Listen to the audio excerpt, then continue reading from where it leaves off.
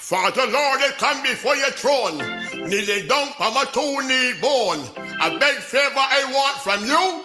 This is what I want you to do. I want you to bless my enemies, guide and protect them daily. Make them live loud so that I walk and see how happy I always be. I want you to bless my enemies, guide and protect them daily. Make them live loud so that I walk and see how happy I always be. Father Lord, bless and forgive my haters. Free these stab out deceitful liars. Give in the French, make sure them got at least a chicken foot the belt in their pot. Dear Lord, give them your loving fellowship and deodorant for the musty armpit. Give them toothpaste and Listerine for when the thought in my name the mouth was now clean. So bless my enemies, guide and protect them daily. Make them live loud so that I walk and see how happy I always be. I want you to bless my enemies, guide and protect them daily. Make them live loud so that I walk and see how happy I always be. Father Lord, some of my haters got sexual disease. Reach out your hand, Lord, heal them please. Some of you know shoplifting from birth. Help them keep the hand on the side they will work. Give them a job so they can earn, and the secret will go to school and learn. And if them is got to sleep on the ground, all they start to be like them. I want you to bless my enemies, guide and protect them daily. Make them live loud so that I walk and see how happy I always be. I want you to bless my enemies, guide and protect them daily. Make them live loud so that I walk and see how happy I always be. Father Lord, as I end this, remember those who does board people rates and board people clothes. Always got the mountain people business and cockroach and mice just living in fridge. Help them get rid of the mosquitoes that biting them up like vampires. Give them a brain for the scrappy feet and don't let them hit them crossing the street. So bless my enemies, guide and protect them daily.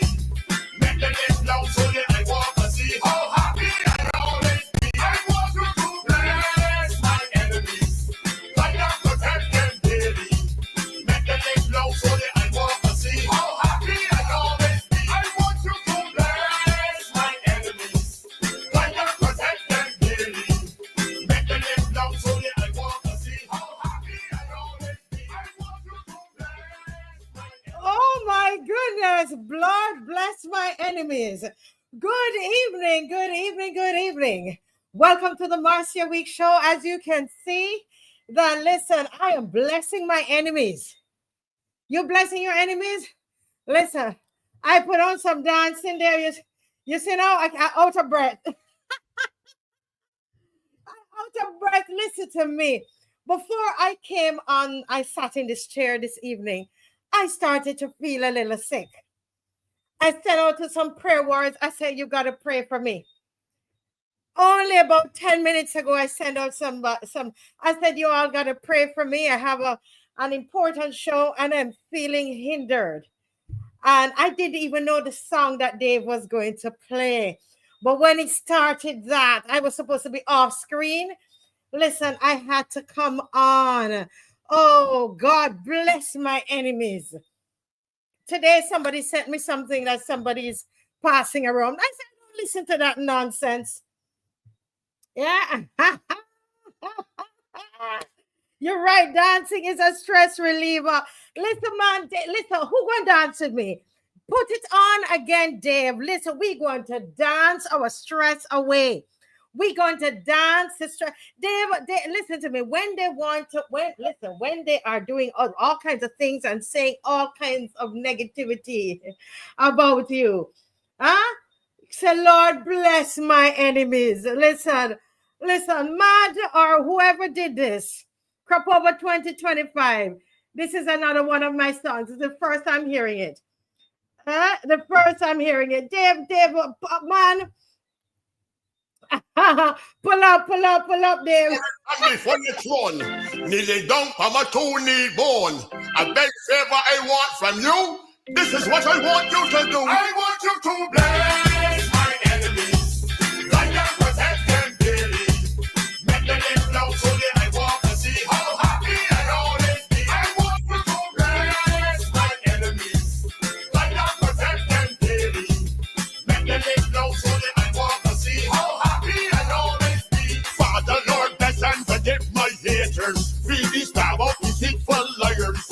the fridge, make sure them got a little chicken for the bells in their pot. They're not in your loving fellowship and the army. Give them toothpaste and Listerine, for when the talking my name, the mouth was smell clean. So bless my enemies, God can protect them daily. Make them live long so that I walk and see how happy I always be. I want you to bless my enemies, God can protect them daily. Make them live long so that I walk and see how happy I always be. Father Lord, some of my haters got sexual disease. Reach out your hand, Lord, heal them, please. Some of you know something from birth. Help them keep the hand on the side they will work. Give them a job so they can earn, and the secret will go to school and learn. And if them is got to sleep and the ground boys got to be like the Bible. All right, Dave. Listen, folks. It is good to laugh and have a good time. It is good to laugh and have a good time, Denzel. It's good to have a good time. When the devil expects you to be down, you said, no way am I going to be down. I'm going to stand up and I'm going to lift my voice and I'm going to enjoy myself. Do the opposite of what the devil wants you to do. Yes? So let's go right into the national anthem. But that song threw me off in a good way, because I tell you, I'm totally healed. I don't have those issues anymore. Thanks to all that have been praying for me. Oh, my Lord, I tell you, God is a healer. God is a healer. You can dance your troubles away. Let's stand for the playing of the national anthem of Barbados.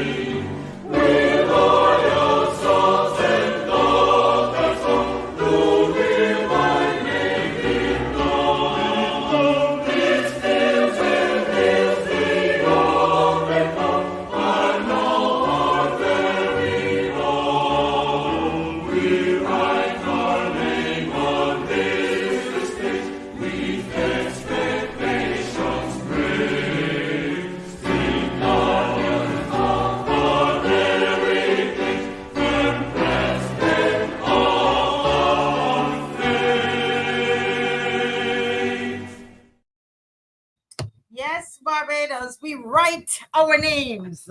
Loyal sons and daughters. If that's you, let me see a thumbs up. Let me see some emoji.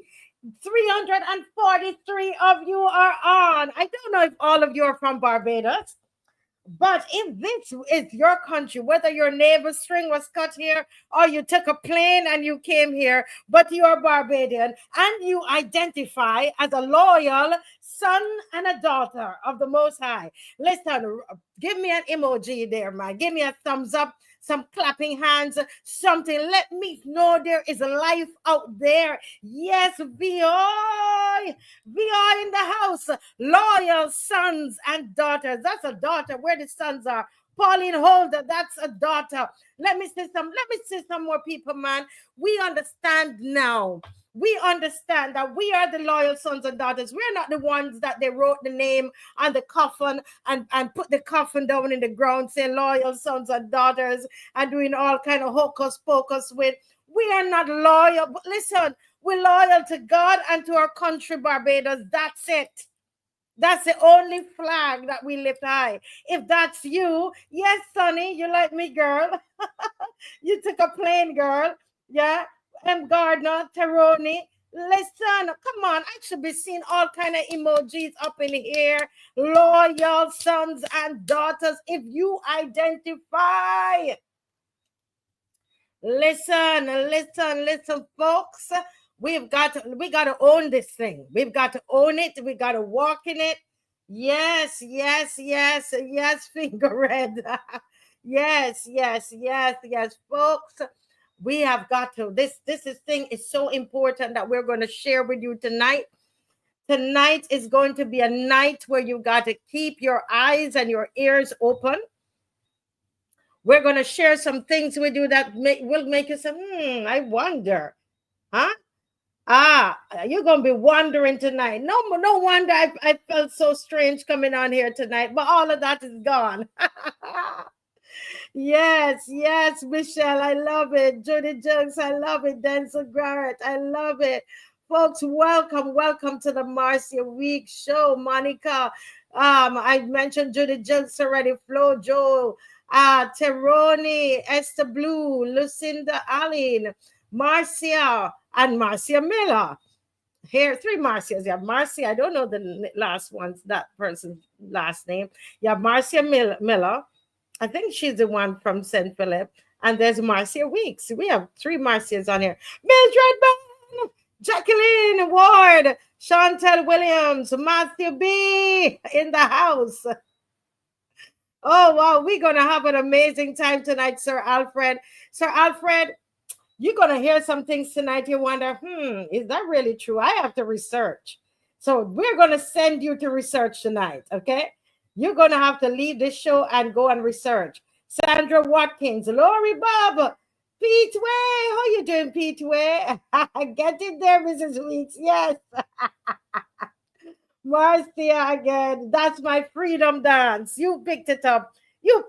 Marcia. You know what's going on. You know, yes, it is a stress reliever. Yes, it is. ADJ. Good evening, Bihoy. Sandra. Rika Reed. Hi. The Marguerite TV show. That's Apostle Breedy. Actually, I've been promoting my book. So I'm doing a virtual book tour, and I was on Apostle Breedy's on her podcast today. Yes, I was on her podcast today. So you should need to go and check it out. It was very, very powerful. Yes. And she has a TV. She actually has an actual TV station. I'm telling you, that woman is something else. Cami, hey. Sandra Brewster, Denzel Garrett. Ooh, yes. I hope I didn't miss anybody. Eustace Fields, Queen D, Shirley.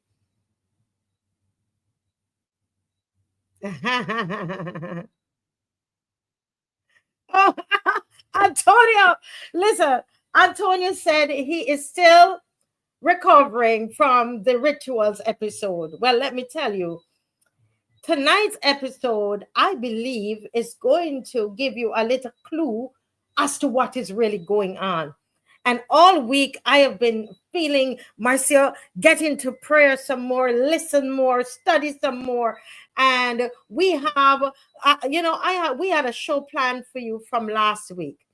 I had Mr. Alwyn Bob is supposed to be on here tonight. and also Mrs. Rose Corbin. And today at about 11 o'clock, I believe it was, or 11 or 12 o'clock today, both of them couldn't make it. One wasn't well, and the other one, there's a problem with their electricity. Valid reasons they couldn't come. And I went to pray. I said, God, what do you want to say to Barbados tonight? Am I not supposed to have a show? What is supposed to happen tonight? This is what I was saying, Antonio. Right? I said, what am I supposed to do tonight? And I said a prayer, and I hear a little in my head. You remember I told you there that you've got to dig a little deeper. And I said, yes. And I heard some names to call.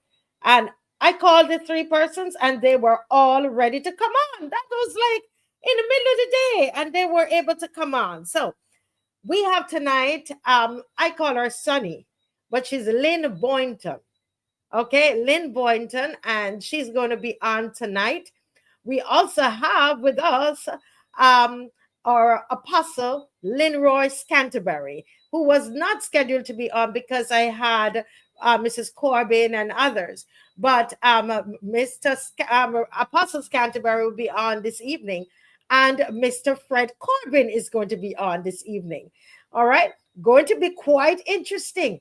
And as I said, a lot of things you're going to hear tonight. Some of it you're going to have to tell yourself, well, I'm going to do my own research on this when the show is over, right? Some of you might say you might have questions that you want to ask. That's okay. You might have things you want to send me, articles you want to send me. That's fine. It's a show tonight where we're asking lots of questions. Can we ask a lot of questions tonight, guys?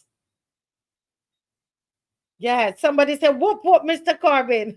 And while some people, you might not want to join, but let me tell you something. Whatever is said on here tonight is a time for you to ask questions. And, ask some questions. And we are going to, what are we looking at tonight? Are our freedoms the real target? Is there a crime crisis conspiracy? Uh-oh. Is there a real threat, or there is a manufactured fear? And I think I left off the U in manufactured. We're going to get that fixed for you. Let me move that so we can fix it, because I know my spelling bee champions are going to message me and tell me, Mrs. Weekes, you have a word spelled wrongly, which is good. I love it. So now they can't tell me. I saw it before they did. So, folks, all of what's going to happen, we're going to ask some questions tonight. I cannot tell you that everything that will be said on this show is what it is. But what we're going to do, and I want to respectfully tell you that in the early,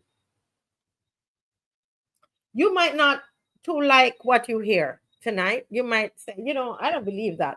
That's okay. That's okay. Right? But at least I want you to listen and promise me you're going to research. You know my number. You find something, message me with it. Mrs. Weekes, the questions you were asking, this is the answer to it. Whatever your guests were alluding to, they're wrong. That's okay. Do you remember when I came on and I was asking the question about what is it that the Prime Minister had on her podium? Before the show was over, and actually when I closed down everything, somebody sent me where I could see what it was, and I came back on, didn't I? And I told you it was the Prime Minister's flag. But out of that came many, many questions, and I came back on in the next day and asked some more questions, right? So tonight is like that. Can we ask questions? Everybody's good with that? Oh boy, thank you. Oh my lordy, thank you, Vihoy. Thank you so much. Oh wow, really? Thank you. Oh wow, I need to be doing what I did today. I need to dance more. Okay. All right, wonderful, wonderful. All right, folks.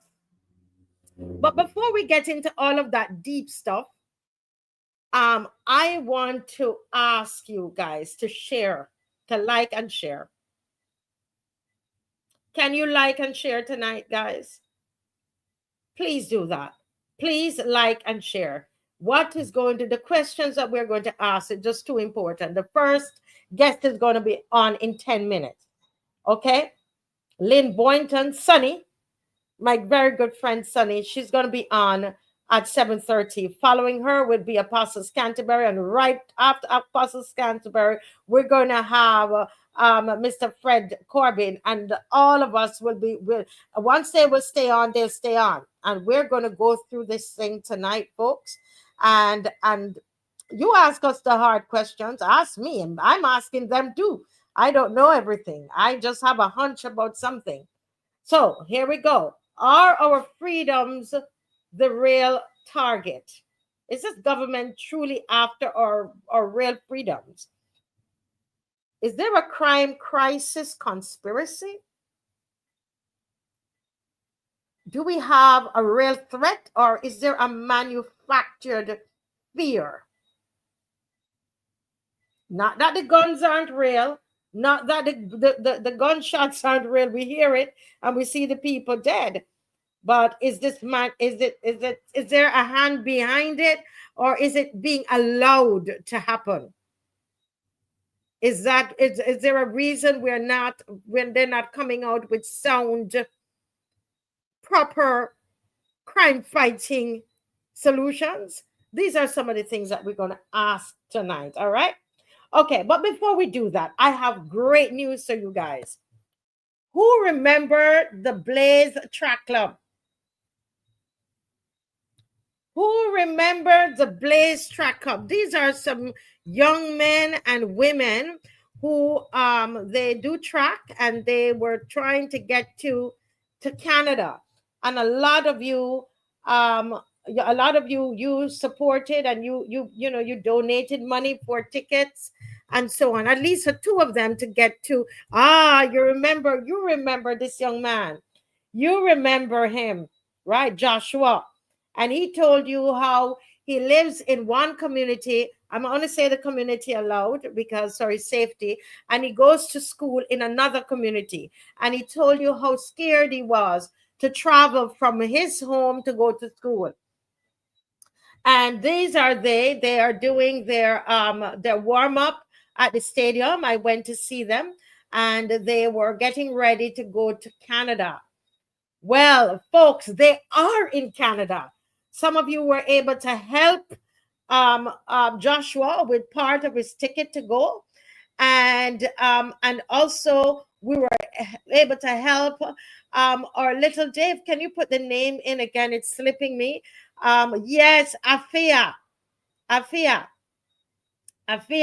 You remember her? She is in Canada, and she's running tomorrow. All right. I spoke with her mom today. and her mom told me that they're there. Now, the only thing is that that's her right there. That's Afia there. The only thing is that they need they need a little help. They need some more help, and with pocket money and so on. Afia, she doesn't, she's, as you can see, she's Muslim, and she doesn't eat a lot of what is presented. And so I'm just helping out, and you know how we are. And so before I came to you, I went right to my family before I came to you. All right. So I know you guys give a lot, but this is our future here. A lot of these children, they go to Parkinson school. They go to a lot, live in very tough areas. Okay. And they are in track, and the coaches are doing their best to keep them out of trouble. And I know what it is. I'm sensitive to this because I know what it is to take a group of people, and you step out in faith. And the coaches, they're wonderful people. I met the coaches. As I said, I went there and spoke with the children. And are you in Canada, and are you in Toronto? If you're in Canada and you're in Toronto, please message me. I would love for you to go and give a little house call to them. Let them see some Bajan faces. All right. And if you can send anything, you want to help out, my number, they know the number, right? The 236-7000. If God has blessed you, you said, you know what, Marcia, I want to bless these children while they're there, especially those two, that little boy, Joshua, because he didn't get as much help as the young lady got. And if you can help, they had to travel with their parents. So then the parents have to get their own funding. The children have to get their own funding. They have to pay for where they're staying and all of that. Okay. So I just said to them, you know what? We can help. And these are, however many of them are there. And guess what? They are not in trouble. They're not a statistic tonight. They're not on the streets. They are in Canada representing Barbados, the Blaze Track Club. So put my number down, and anybody, any amount that you want to give, so we can be a blessing to these children while they're there. Let's do it. Let's do it for the children. Okay. Yes, somebody says that over the last couple of months, crime is down in Jamaica. Yes, by what they've put in place. And one of the things that's happening is a resurgence in sports and track and field, as you can see in Jamaica. And all of these things, Emerson, they help. They help. And these children, they will have a brighter future than the children who might not have this opportunity to board a plane, and I'm glad that the loyal opposition could have been part of, even though a small part, in making this possible. All right. So I'm going to ask you to go ahead and give me a call. Give me a call. And if you can donate any amount, I will be able to show you where to, give you the account number that you send the funds to. Don't send it to our account. Okay. It's going to take too long, red tape. We'll be able to give you an account number that the children can get the money right away. Okay. Once you send it, all you've got to do, WhatsApp me, and then we'll be able to send you their account number that, I love to, put a smile on their face. And I know people are already responding. Thank you so much in advance. May God bless you on their behalf. God bless you. God bless you. God bless you. Well, folks, are you sharing? Are you liking? Are you liking? Are you sharing? Yes. Now, I want to say that today I had two wonderful interviews, one with a podcaster in Jamaica, and one with Apostle Breedy here in Barbados. So far, as I have 2 minutes, I'll use it. I have been able to do 4 interviews, one with St. Vincent Times, and that we're going to show you that on our platform this week. But if you go to St. Vincent Times with Emerson, you'll be able to see an interview there. And we were able to get an interview in Kenya with on X, on Twitter, out of Kenya. And of course, I told you Jamaica today, which is going to come out next week. And we had with Apostle Breedy today as well.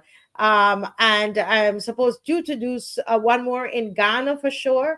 And, wherever I get the opportunity to promote the book. And I know I have not said much about it as yet on the show, but that time is coming. All right. That time is coming. We're planning to do a physical launch of the book where you can come to the bookstore and get your book. And, we do a little launch there, etc. Because I think that this book is a message to us. When we lose our fear, they lose their power. When we lose our fear, they lose their power. And the person that I'm going to introduce you to tonight, or reintroduce you tonight, who is going to come to ask some interesting questions concerning the crime situation in Barbados. She's going to come with a different perspective. This is a woman that I believe she's lost her fear. No fear when I tell you about her. I call her in Jamaica, we say, you lick a but you talawa. That is Sunny. And really, really respect her and admire her strength and her courage. Very courageous. And trust me, she will speak truth to anybody in power. And I love that about her. So tonight, help me welcome again to the Marcia Weekes Show, Sunny, or her real name is Lynn Boynton, but I love to call her Sunny. Good night, Marcia. Good night, everybody. Great to be here. Thank you for having me on. Yes, it's a pleasure, a real pleasure having you on tonight. And I know we're in for some interesting perspectives. And I told them that, they will have a lot of questions at the end of it. And that's okay, right? Yeah. I think people need to question everything. Yeah. Yes. Yeah, we need to question everything. So just a reminder to everybody who's just joined. First, I need you to like and to share. This is a good time because I know you're not want to disrupt your listening to like and share. So can you do that now so we can ask our questions? Like me, I got my notebook here. I'm not as sophisticated as you all. I like to write. So as Sunny is speaking, I'm going to write and I'm going to ask my questions of Sunny. And I'm hoping that you somebody says Sunny suits her personality. So I'm hoping that you are going to write as well as we ask these questions. Are our freedoms the real threat, the real target? Crime, crisis, conspiracy? Is that what's happening? Real threat or manufactured fear? What's going on here in Barbados and around the world? Over to you, Sunny. Thanks, Marcia. Well, a very pleasant evening to everybody. Great to be back on the show. Thank you. Just to give you a little bit of background,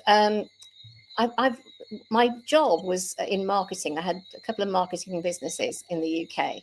And to be effective in that sort of field, you have to think a bit differently to everybody else. You have to be able to recognize trends and notice patterns and see things that other people can't see, so that you can do something slightly differently.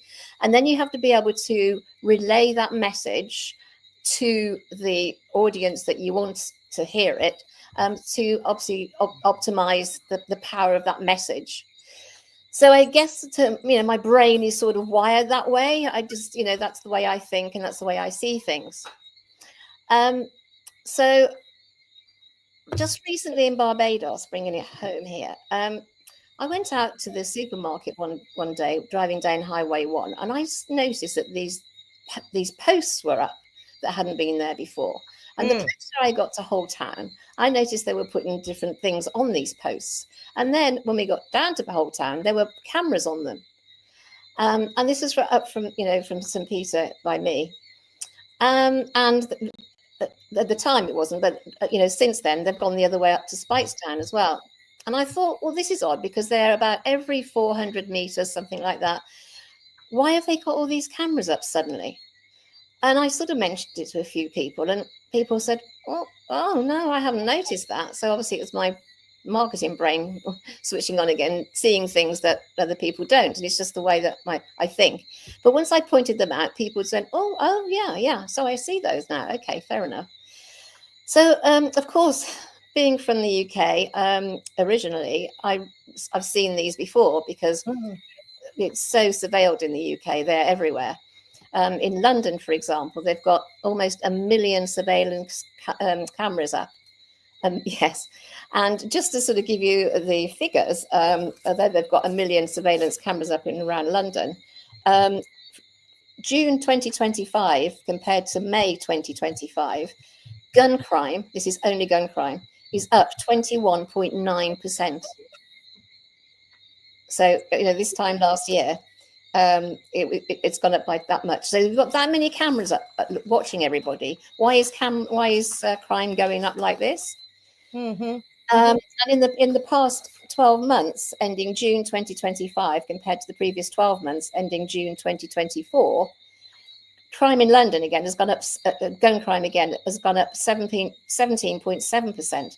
So last May and this May have had a 21.9% rise in that monthly crime in London, and everywhere you can't move without being under surveillance there. So I thought, well, I better look and see what's going on in Barbados. So thank you for putting that on the screen. Just to say that as of March 28th of this year, the Ministry of National Security reported that they've got 258 total cameras planned, including LPR, and I believe that those are the ones that read your number plate, and PTZ, which are the ones that are the facial recognitions ones. Okay. So they've already got, as I said, March this year, 219 cameras installed, with 204 currently online. So we've got coverage across 129 sites, offering 454 distinct camera views. And the project is about at 90% completed now, with 34 more sites planned, expanding coverage locations. So we're more surveyed than ever. And yet all this is happening every weekend. This weekend, again, horrors with people shooting in broad daylight. So, what is this about? And I did a bit of research about the effectiveness of these cameras. And there was a study done in Stockholm. Excuse me, stuffing my papers here. Stockholm, and it was published in 2015. Which highlighted that... Sonny, before you go, somebody's asking, where are the cameras located? Do we know? I know you saw some down in St. Peter, where you are, and in St. James, but do you know where else? I believe that they're along the south coast as well. They're certainly all the way along Highway 1, certainly from Speightstown all the way down. I don't know if they've gone north of that yet. Oh, there you see some from My Lord's Hill. Yep, they're just popped up everywhere, almost overnight. And it seems that quite a lot of them are live now, but it's clearly not having an impact on crime, is it? So I'm just sort of looking for my studying this. Oh, here we go. So this study that was in the Economic magazine in 2025, sorry, the Economic Journal, did a white paper on surveillance cameras that were in the Stockholm subway system at different points during the period 2006 to 2008. So the study sort of covered that period, and it found that certain sorts of crimes, muggings, pickpocketing, that sort of robbery, personal robbery, was actually reduced in those sites by 25%, but 15% of that crime was displaced to somewhere else. So it wouldn't happen where the camera was, but it would be maybe the next street or the next district. So the overall impact was only 10%, in fact. But it was found so criminals who commit planned crimes, such as professional pickpockets and robbers, are likely to be observant to signs displaying surveillance cameras, not only because they tend to be cautious, but also because the cameras constitute a large threat to them obviously getting caught. On the other hand, criminals involved in drug-related crimes, drug dealing, possession and use, may be under the influence of drugs and therefore less cautious. In such instances, there are also normally no victims involved who would call for assistance of camera surveillance in a prosecution. And crimes that are committed in the heat of the moment, such as assault, should also be less sensitive to this displaying, this, because it's a reactive thing. So basically what they're saying is that it would have effect on petty crime, but not on the serious crimes, such as we're seeing in Barbados. So the story is that these cameras don't seem to have been terribly effective. I mean, that's going back to the early 2000, sorry. So it's not a new thing. I know it's new to Barbados, but again, we're more surveilled than we've been ever, and the crime rate is going up. So, what is the real story here? Why are these surveillance cameras going up? And why are they going up, not just in Barbados, but all over the world?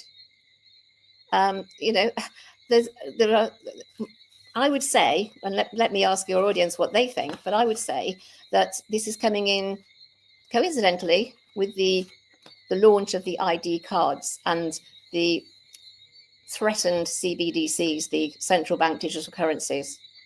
So you're making the connection with the surveillance, because someone is reminding me that we've seen them in 6 roads, you know, where you know, we started to have a lot of crime in 6 roads, but there are, I mean, cameras in 6 roads, as well in St. Philip. And I remember, yes, and somebody saying they're on the light pole. So we're seeing it. A lot of it seemed to have gone up during COVID when we were on the inside. Yes. These cameras were, but you have now left. You talked about the camera, and you asked a very important question. What's the purpose of the cameras if crime is increasing and they can't seem to solve these crimes? So what would be the purpose of these cameras? And I think that's a fair question. And if anybody out there wants to answer, they can answer. But then you moved to the ID cards. Explain, what's the connection? Yeah, sorry, it's a big jump now, isn't it? Well, fear is an amazing control tool. And as you know, they used it all through the COVID period. They frightened the bejesus out of everybody. And what it does on a sort of psychological level is it makes you more compliant. So if you're in a burning building, you are more likely to listen to authority to tell you to get out of there. And this is a horrible example, but a case in point there, that terrible thing that happened in Grenfell Towers in London, when the fire services told the people to stay in situ, and a lot of them perished. So again, you know, we've been trained to learn to listen to authority and do as we're told from school age. So what that's done is that's numbed down our critical thinking abilities. We no longer have trust in ourselves to say, what is the real story here? What's going on? Instead, we expect big government or the media or whoever it is to tell us the story.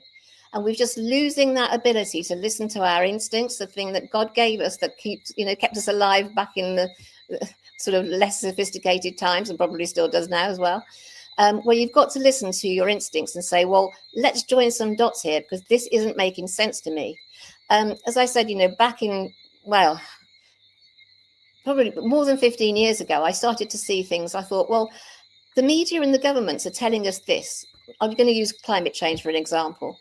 You know, we're all supposed to be terrified that the world's burning up, the world's coming to an end, we're all going to die. Well, I remember Al Gore saying by 2010, New York would be underwater. Well, here we are in 2025 and it's absolutely fine. And I was noticing more and more things that they were telling us that I couldn't see with my own eyes. I thought, well, I don't see that. So I started to do a lot of research into what was really the story, because obviously I got called, and still do, the old story, you know, oh, she's a conspiracy theorist, which incidentally... Yeah, I was about to say that, because there are lots of people, once you mention about the environment, they, you know, they don't necessarily agree with that. And I haven't done much research on it myself, and they call everybody conspiracy theorists. So we are aware of that. Okay, so continue though. Yeah, we know that that was actually a phrase that was conjured up by the CIA because too many people were questioning the real story about the JFK assassination. So to shut down, you know, that inquiry, everybody was called a name. It's like being called a racist or a transphobe or a anti-Muslim or, and you know, all these names is to shut down the argument. So people can call me what they like, but I've done my research. And people all through the COVID called me a conspiracy theory again. And I just said to them, look, you know, okay, fine, you're calling me that because you haven't seen this, but please have a look at what I can see. Have a look at my evidence, my data that I found out. But people wouldn't, because I think inherently we've been trained to be a little bit scared of authority, to trust, you know, to stay in our lane, if you like, to believe what we've always grown up and thought was the truth. And it is frightening when you suddenly think, crikey, that's not how life really is. This is what's going on in truth. But it's so important for people to take that leap of courage and do their research, have a look at what's going on, because if they don't, we are all going to be in big trouble in the future. If they bring this this ID in, we are, as a world, screwed, because you won't be. It's already happening in China. This is not a conspiracy theory. Again, it's very easily researched on the internet. It's already there. And if you jaywalk, you can't ride on the train because you've violated the conditions that they lay out. If you speak against the government, you know, you can't access travel, flights or food or whatever it might be. They'll shut you down, and that will give them total control of all of our lives and will lock us into a digital prison, really, and we'll all be the same. And the thing is that it's not the governments aren't doing this to the people. They are just the puppets that are doing the dirty work on behalf of the bigger players. And I'd like them to consider, when they do push these agendas forward, that they actually will also be subject to them, because they might be riding high on all the privileges now and having all the special rides on planes and yachts and fancy restaurants and stuff. But whatever they're bringing in will apply to them once they've outlived their useful purpose by the powers that be that are trying to bring this all in. Yes. So Sonny, I'm still at the digital IDs, because we know that is being slowly. I mean, there was a layoff. They had laid off of it a little bit in Barbados, but they're right back on it again. So what is the connection you're seeing between crime and the digital IDs and these cameras? What do you see any connection? Yes, I do. Thanks. That's a great question. Sorry. It's hard when your head's full of this stuff to actually get it in sort of a coherent way so that people that don't know it can understand. But yes, as I said, fear is a really big motivator. So it's happening not just in Barbados, but if you look at throughout the rest of the world, and it's particularly happening in the UK at the moment, crime is off the scale, and it's a way of keeping people fearful to go out, fearful of their neighbour, fearful of each other, and not thinking straight. And it also sets people against, one set against another: blacks, white, women, men, Muslims, Christians, Jews, whatever. They put everybody in a box, and then you're defending your little box there. And while you're defending your little box and fighting that person and that group, they're getting away. They're behind the scenes. They're doing their little stuff that they're doing to pull this off. So they allow. I'm not saying this government's doing it. I'm not making any accusations. I'm just saying that this is the playbook. They allow the crime to go up. They allow the fear to come in, because then it's called problem, reaction, solution. They cause the problem. Everybody screams, we need more laws, we need more restrictions, and then the government, of course, delivers this. And that will be in the way of a digital ID, facial recognition wherever you go. You'll be monitored everywhere. You won't be allowed to do things if you've upset them. And this is going to be, and once we're in there, we can never get out. That's just going to be the problem. So basically what you're saying, because of the fear that this is causing in Barbados, I mean, because I think almost everybody's changed something that you normally do. You stop and think twice about it. You're more conscious of your surroundings, etc.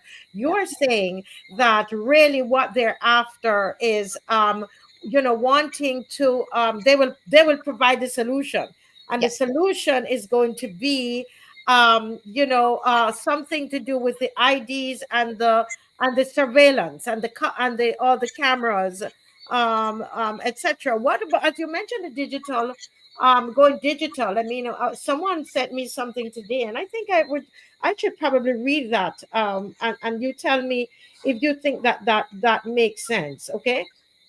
Let me see if I can send. I hope this doesn't throw you off a bit, but I'm just wondering if this is something that of any make any sense to you. Okay. The person said, I want to find it. He says demand that cash is used. Or it could be encourage you to use cash because there's a lot of robberies and lots of crime, and use it more, right? And they said, "What? No, I think I'm saying the opposite. They're saying that people would be more willing to go cashless, exactly, for fear of robbery." Exactly. So let me read it properly. Please Yes. take back what I said. People would be more willing to go cashless for fear of robbery. The only way you can go cashless is if we go digital. Exactly. Yes. Okay. You see, the dots are starting to line up. I mean, it is a huge subject, and I'm from a position of having decades of sort of research behind me. So, for if anybody that's hearing this for the first time, or this is new to them, then there is information out there. You can research it for yourself. Please do that, and don't be scared. Stay courageous, because unless we all find our courage, this is going to happen to us, and then we will all be utterly screwed. Yeah. Right. So somebody is saying, a cashless society. And there was somebody else who was asking you, Sonny, who are, in your research in Barbados, who is really the main entity that is managing or monitoring those cameras? Well, I asked GTP, which is the first time I've spoken to it today. But apparently the Barbados Police Service are the main operators of the surveillance. But there is the Ministry of National Security who are looking at the facial recognitions as well. But ultimately they'll tie you in with your healthcare, opening a bank account, traveling somewhere, government interaction with government agencies or whatever. You'll all have your digital ID, and you won't be allowed to do any of those things unless you've got it. And of course, if we all buy into it, then we're done for. But if we all stand up and say no, then they can't do it to us, can they? Mm-hmm. So I think it's a fair question that you asked about, if we have so many cameras and they have a target and they seem to be up to, did you say 90%, 90 something percent complete? Yeah, 90% complete. Yeah. Complete in what they want to do. So why is it they're not, they take, it's very, very difficult for them to catch, to catch criminals. But then you said, the research said it doesn't work for criminals. So what is it really there for? And if anybody have any ideas on that, it'd be interesting, to present that. But Sonny, I think, you have another document here that has the latest, the figures of crime 2023 to 2024, and it'd be interesting to look at those, and then to see what the government is seeking to implement, right? Yes, indeed. Yeah. Yes. Fire-related crimes. Just to say, the gun-related crime in Barbados has surged significantly in the last year, as we are all very aware. So this is the detailed breakdown of the rise over the last 12 months. This is from again ChatGTP that came up today. Firearm-related crimes, which include major crimes and shootings, rose from about 350 in 2023 to 400 in 2024, a 14% increase. Separately, total firearm-involved offences, 169 major crimes plus 76 shootings, which was a total of 245 incidents, rose by 129% over the previous year. So we're going up, we're going the wrong way. 129%. Gun-related murders, again, from 2023 to 2024, a marked increase in 162%. 162% in gun-related murders. But you see, that's going to put the fear of God into all of us, of course. And then this is the problem that we're all going to call for the solution. And I think, Marcia, you and I have spoken a few ideas of some solutions, because I'm not all about the problems. Let's come up with some answers as well. For instance, I think that having the old-fashioned police patrols that we used to know, the foot patrols, but also the vehicle patrols through the areas, because they can pinpoint where the main crime is going on. They're on the site then. If they're looking at something through a camera, they've got to deploy a crew, they've got to get to the place, by which time somebody's dead. Whereas if they're actually patrolling the streets in their vehicles, they're much likely to be fewer people shooting at each other, So there's that. And I know that you had some ideas from Jamaica. Yes, yes, yes. In Jamaica, one of the things that they've done is they've established a gun court. So Yes, once you are caught with a gun, whether you fired it or you didn't fire it, you are going to you know they're going to lock you up, and oftentimes no bail. So yeah, you're off the street. The gun is taken from you, and you are off the street. And they are finding that that is working a lot in Jamaica. In Barbados, here, somebody will be found with a gun, they get bail, and they come out, and they could get another gun, yes, until the case comes up in another 2 years or so. yeah, So I think that it is these are, and Sonny, we were saying that these are suggestions, ideas that can be done that will not take away the freedoms of yes, those who are not involved with crime. Because based on what you're saying to me here, it seems like um, what they're suggesting. So the tint. yes. You shared something with me about the tint and the surveillance and the camera. Can you share that with the people, because that is what the government is suggesting, tint. And remember, guys, we were scratching our head like, why tint? I mean, Yes, we're having Sonny just showed you that murders have gone up 162%, and your big solution is tint, and we couldn't understand it. And you shared a perspective with us that I wanted to share with the audience, and the audience can research it themselves. yes. I can't find a bit of paper I sent to you, but yeah, it was basically saying that certain levels of tint can be effective against facial recognition. So if you're driving along in your car and they've got all these fancy cameras up, and you have I think 20% and lower, which means it's darker, then they're going to have a job to see who's in the car, driving the car.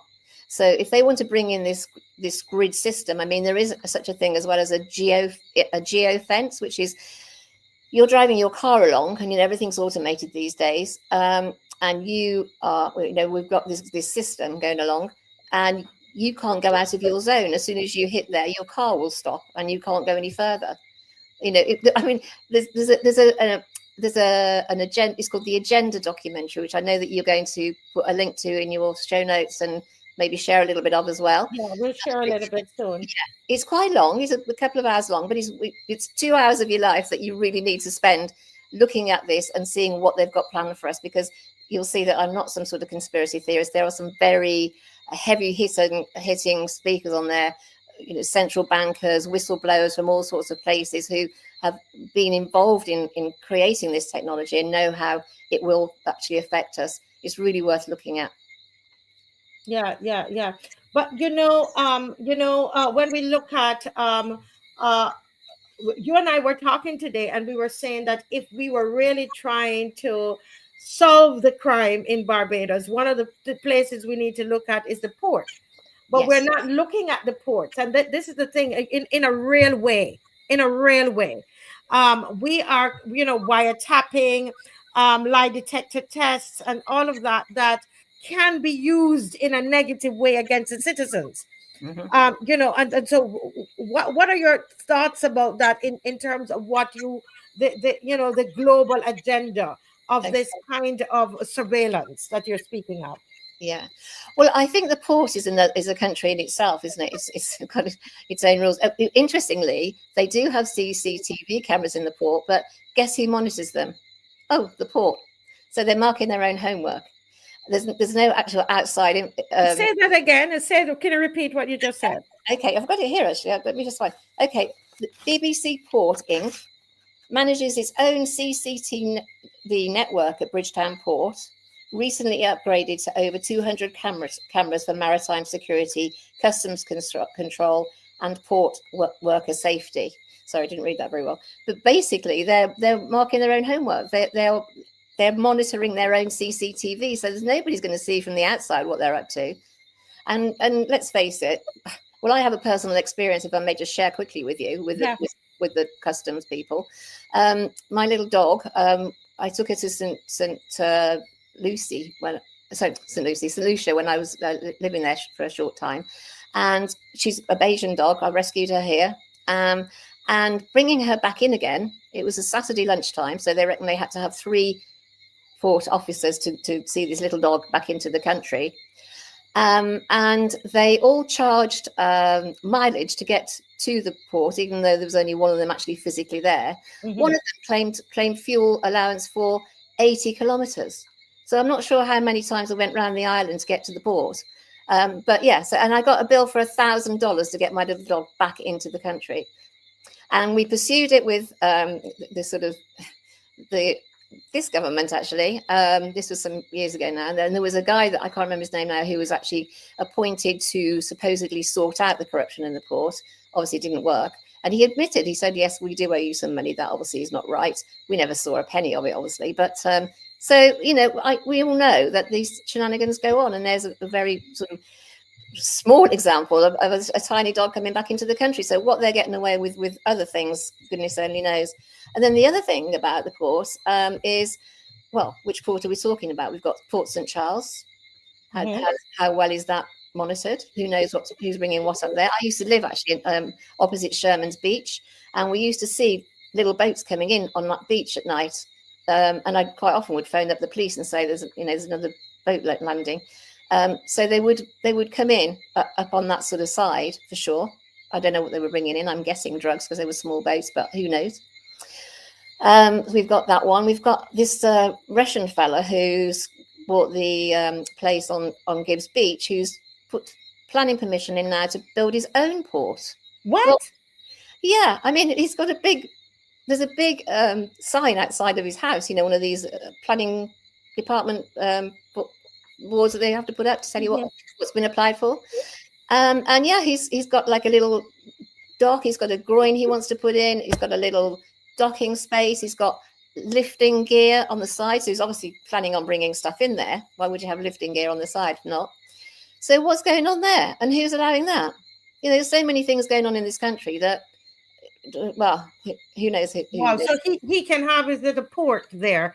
And then we don't know, what is coming in. And that's what, when you shared with me, I mean, you've been talking to me for a while about this, and, not necessarily about the port, but about what you see is happening with the crime situation. Because if the crime situation is really this bad, and we know it's bad, the question is, why aren't we coming up with tangible, things that make sense to the average person? If I talk to my son about this, I said, why don't they deal with the ports? Everybody's asking to get rid of the guns on the streets. And that's what people are saying. But they come up with these things that they're not making sense.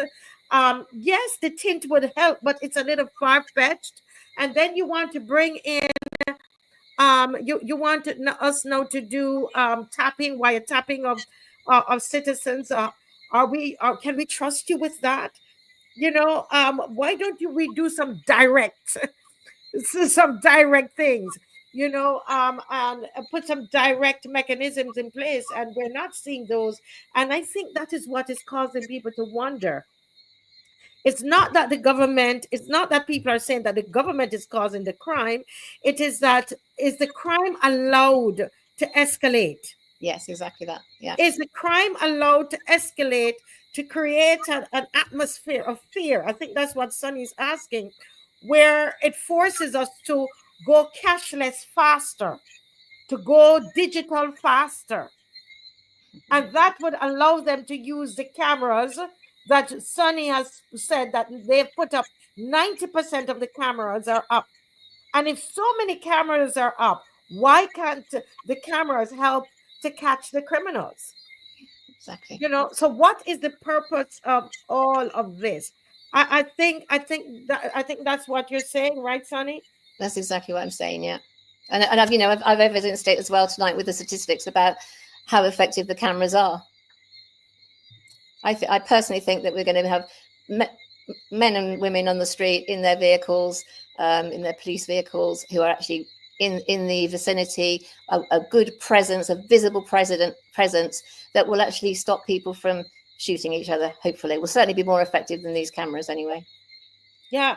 And as Michelle is saying, this is Michelle, this is exactly what we were saying today. Our boundaries, they're porous. Yeah. right? And we are not hearing, we're not seeing. We were even told that some of the cameras at the port, the scanners at the port, that they were down. So we're not the effort. We're the average citizen. And this, anybody from the government listening, what we're saying is that the average citizen is saying, come on, common sense. Let's stop the flow of these, guns, ammunition in the country. Let's stop that flow and let's deal with what we have on the streets. All right. We did see the commissioner of police saying that, well, they have, they've taken some guns off, like about 9 guns or so, but we know there's a lot more out there. Mm-hmm. Why is the focus not on the borders? If we are serious, and Mr. Thorne has been asking about that, where are the tough gun laws? Where he was the one calling for the Bail Act to be relooked, for new legislation, stronger legislation. Why could they come up with that on their own? Why so frivolous? Because the agenda is something else. That's why. It's not what you think. Could it be the agenda is something else? And the last thing I'll say before we play this, because we're waiting on Apostle Canterbury and I'm not seeing him yet. You know what? My thought, I lost my train of thought, but it's something important. People remember. Sonny, you brought this to my attention, Sonny. Sonny's at the front of the class today. Sonny, you said to me, but Marcia, this is very possible because look at what's happening with the Prime Minister.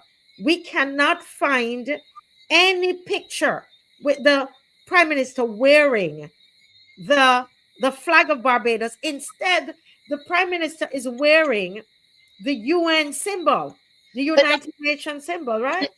Not just our Prime Minister. There's plenty of others that haven't. And also King, I hesitate to call him that, Charles as well. They're all with their Agenda 2030 little badge, with that colourful little badge on there, which is exactly where they want to take us.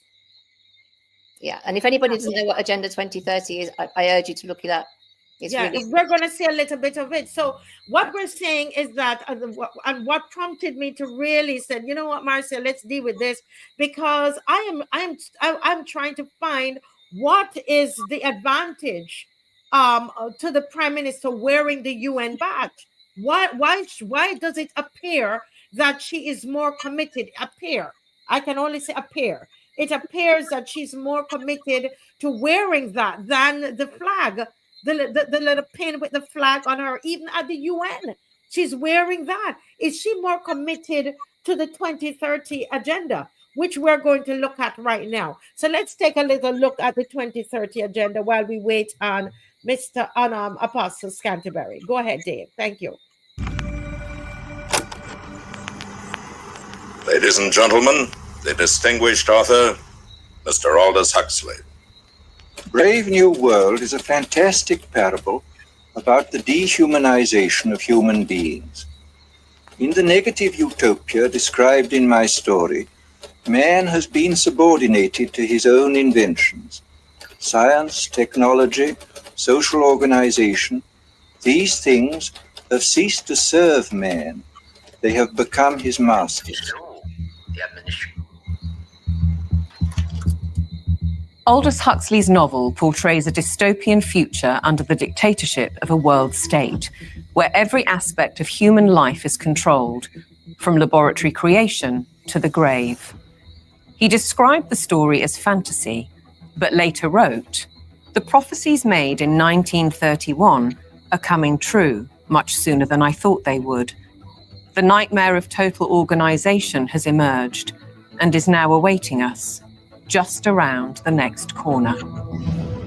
With the rise of brain-computer interfaces and biometric sensors and so forth, all the bodies, all the brains would be connected together to a network, and you won't be able to survive if you're disconnected from the net.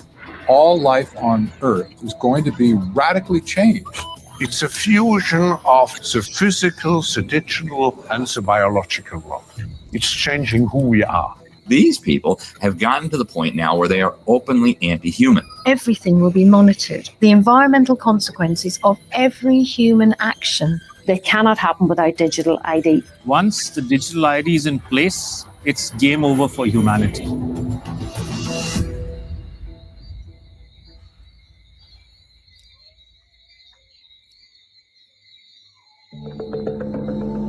The ideology of a world dictated through science is deep-rooted. Almost a century ago, a movement was established in the United States, preaching that the population should be governed by an elite of selected experts, scientists, and academics, rather than democratically elected politicians. They called it technocracy. These engineers and scientists from Columbia University promoted what they thought was going to be the replacement for capitalism and free enterprise. It's not going to be price-based economic system. It's going to be based on resources and energy, control over energy. They thought the science was the answer for everything. They didn't have any spiritual bone at all. You know, they were very mechanistic in their thinking. The definition was clear. Technocracy is the science of social engineering, the scientific operation of the entire social mechanism to produce and distribute goods and services to the entire population. The movement was short-lived, but the principle never died. As we'll demonstrate, a stranglehold on policy and resources has always been the ambition of the powerful oligarchs behind many of today's world institutions.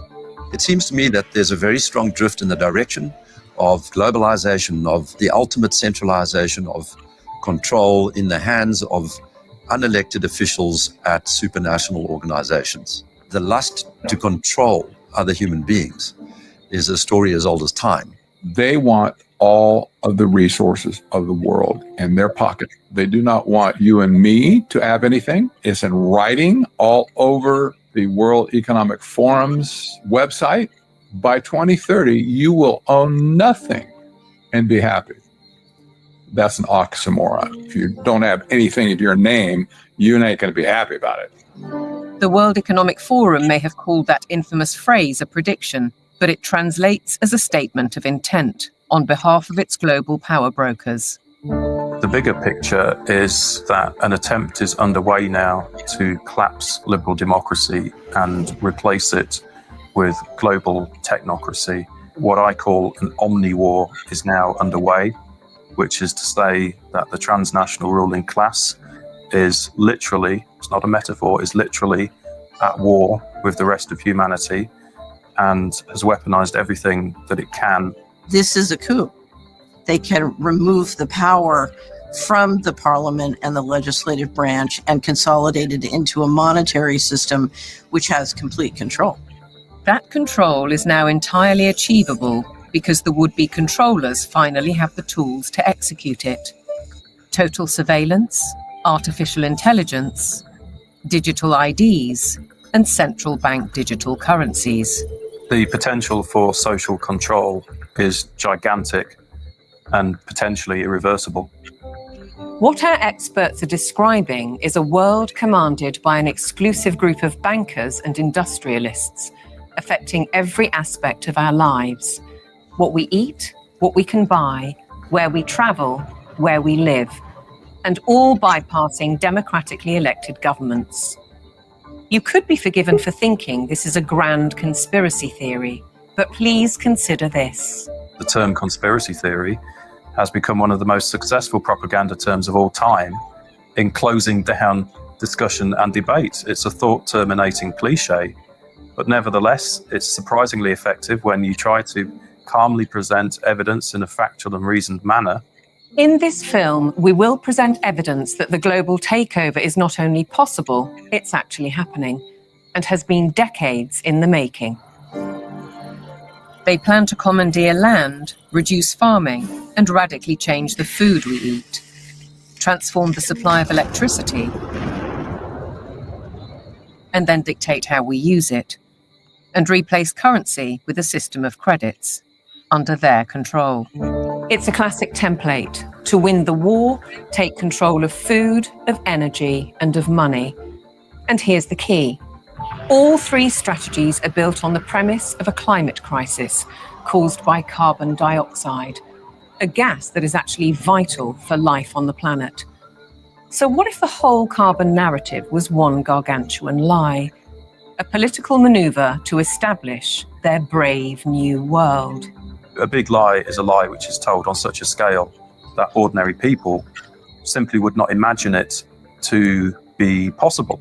People with empathy can't fathom that a group of people would organize and engineer this kind of mass atrocity to get where they want to go.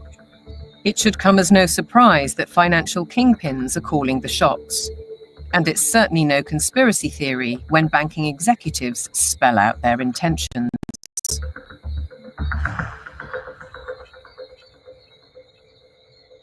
We are on the brink of a dramatic change where we are about to, and I'll say this boldly, we're about to abandon the traditional system of money and accounting and introduce a new one. And the new accounting is what we call blockchain. It means digital. It means having a almost perfect record of every single transaction that happens in the economy, which will give us far greater clarity over what's going on. It also raises huge dangers in terms of the balance of power between states and citizens. We are shifting to a new financial system, but the general population is not shifting to a new financial system. It's shifting to a control grid. CBDC can allow government agencies and private sector players to program, to create smart contract, to allow targeted policy functions.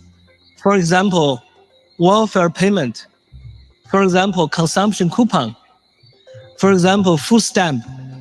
By programming CBDC, those money can be precisely targeted for what kind of people can own and what kind of use this money can be utilized. A key difference with the CBDC is that central bank will have absolute control on the rules and regulations, and also we will have the technology to enforce that. They're saying we can control with rules. We don't need currency anymore. And so it's no longer a financial system or a currency system. It's purely a digital concentration camp. It's a slavery system. When Catherine Austin Fitts talks, we should listen. She's a former high-level investment banker in New York and held senior office in the first Bush administration in Washington. There may be 1,000 models of how it could work. But essentially, you will have, whether it's a banking account or a credit card, and it can be turned off and on. So my incentive system is not you go to work and work hard and you get money. My incentive system can be based on how you behaved in the last 5 minutes, on a 24/7 basis. CBDCs, as the name suggests, would be issued by central banks like the Federal Reserve in America and the Bank of England, not by high street banks. They would signal the end of cash, and every transaction you make would be transparent and held on a permanent database. Crucially, under a net zero regime, your carbon footprint could be at the heart of the system. We're developing, through technology, an ability for consumers to measure their own carbon footprint. What does that mean? That's where are they traveling? How are they traveling? What are they eating? What are they consuming on the platform?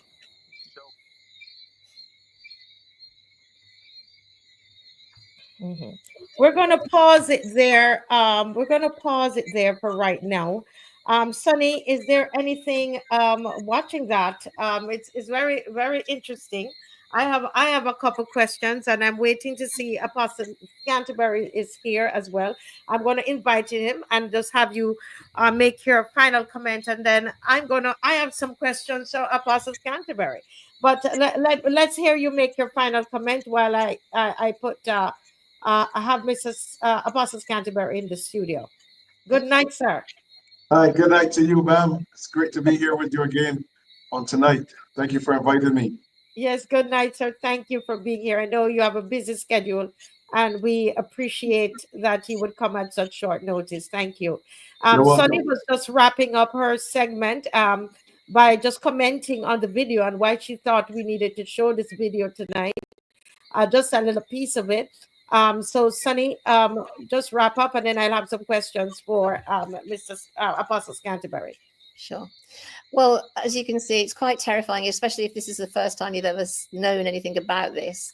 It's going to take a while for this information to digest, but just think of the impact it will have if you can't use cash. They can see everything that you're doing, and if they don't like what you're doing, then they can stop you from having whatever you want. How's this going to work with the beach vendors, with guys who make their living from selling stuff on the beach or beach chairs?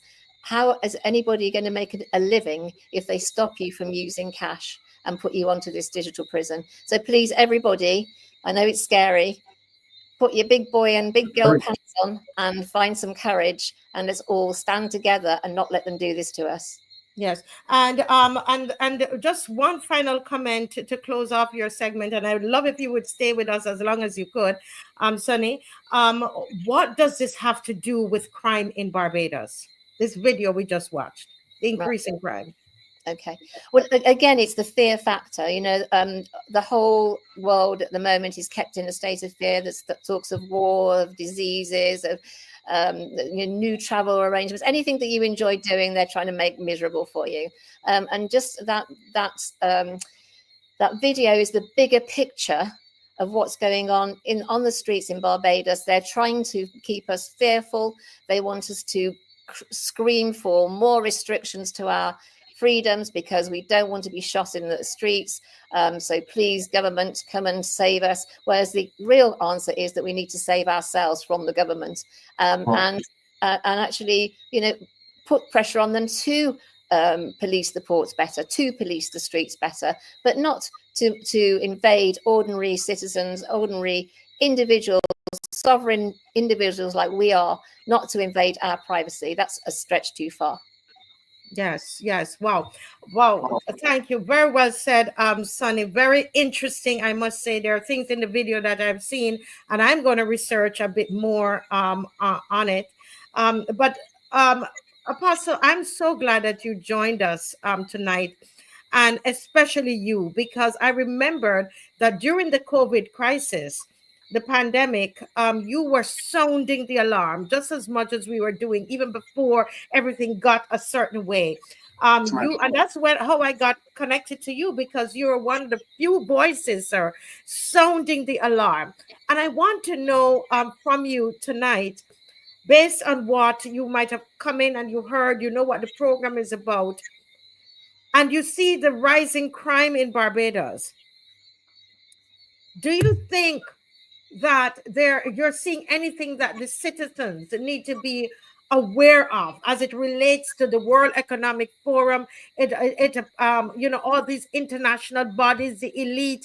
Do you think they have a hand in the solutions that the government might be putting forward for this crime in Barbados right now?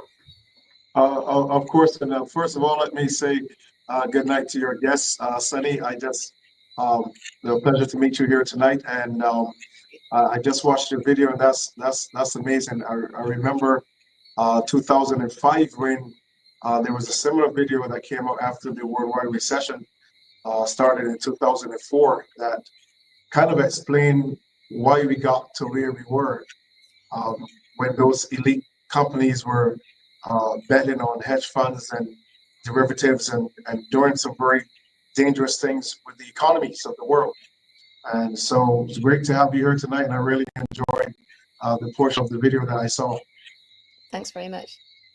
Yeah. You're welcome. Let me just go ahead to answer your question. It's all a game, Madam Weekes. It's all a game. And it's all a game that is based on, from my studies, it's all a game based on psychologically profiling those individuals who are on the lower echelon of the economic scale. Okay, so you're programming how people are going to behave, and unfortunately, a lot of individuals don't understand that COVID was also done to see how nations and how citizens within nations would behave during a pandemic. And there was a lot of information that was derived from the activity, from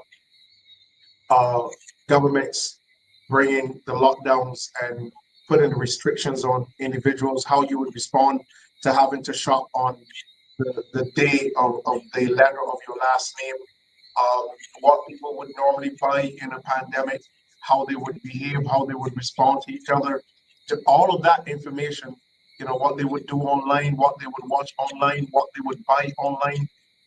All of this was just huge information gathering. And so now we are in 2025, and a lot of that information is now being utilized by the IMF, by the World Bank, by WHO, by the World Economic Forum, and by governmental leaders who actually signed on to their platforms and signed on to their agendas. And this is what you're seeing. And so many times what you're seeing in terms of the crime and violence that's happening, people may say, okay, yeah, conspiracy theory, you really think that folk are just buying guns? But here's the question that you want to ask, why is it that so many guns are flowing into Barbados, and as they flow into Barbados, they're flowing into a certain cross section of our population, namely our young men, or young black men. And so you're seeing that because that makes up the higher percentage of the population of Barbados. Barbados is still about 90, 91, 92% predominantly black. So very high. So when you have that situation and you say, okay, well, we're going to try to defray and we're going to try to cut down on crime. But the question is, why are you not making the tough laws that will help to stop crime? Evidently, it's increasing. You're hearing about a 41% increase in crime. But why is it that the government is not making the tough laws? They're not making the tough decisions. They're not doing the necessary things to stop the increase of crime, rather than just talk. So you realize right away that there must be something else behind what is going on. And I think it's become very critical for the nation of Barbados to recognize. As a matter of fact, if you look at what is going on in America right now, if you look at, for instance, when you look at today's actually the Independence Day of America, they have a pledge that says, "I pledge allegiance to the flag of the United States of America and to the republic for which it stands." I think it goes on to say, "One nation under God, indivisible, with liberty and justice for all." Now you have a presidency that has totally torn that out the door, and you're left for people of the world who went to America looking for a better life. Individuals are now being picked up and sent back home. So you've literally thrown away your own pledge, and you brought in a state of autocracy and this very, very vicious attack on humanity. The same thing is happening in Barbados right now. And as was said earlier, the moment that crime is increasing, it's not just crime, but violent crime, very violent murders that are happening. Then you get this public outcry, and the public wants the government to actually do something. But we have to ask ourselves the question, what is the point to start to really deal with crime? And I know for a fact, as a minister of the gospel, that one of the things that I have seen happen in Barbados, I've seen the government of Barbados turn on the family and also on the church. Okay, they've turned on the family institution and also on the church. So once you've done that, then you've opened the door for the consciousness of our youth to seek other avenues to fill their minds. The human mind must be filled. It is designed to contain information. And so when you're not filling it with the correct information, it is going to seek other sources. And this is what we're having right now, the issue of gang violence, okay? And I was talking to one of my ministerial friends, and I told him, listen, when I grew up, the church was in the community, and the church was the heart of the community. Now the church is in the gang territory. Okay, that area where most churches are right now are controlled by gang leaders. So it's a different dynamic right now that is operating. So we know where we need to start, and we know how we need to start. And I think right now it is important for communities to begin to understand the role that we have to play.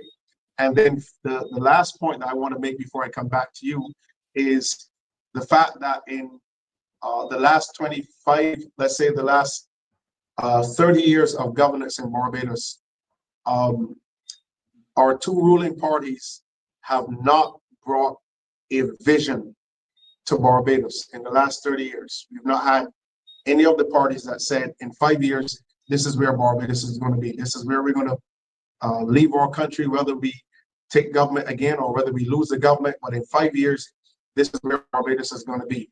All we're hearing is in 2030, this is what the IMF said we're going to be. This is where the World Bank says we're going to be.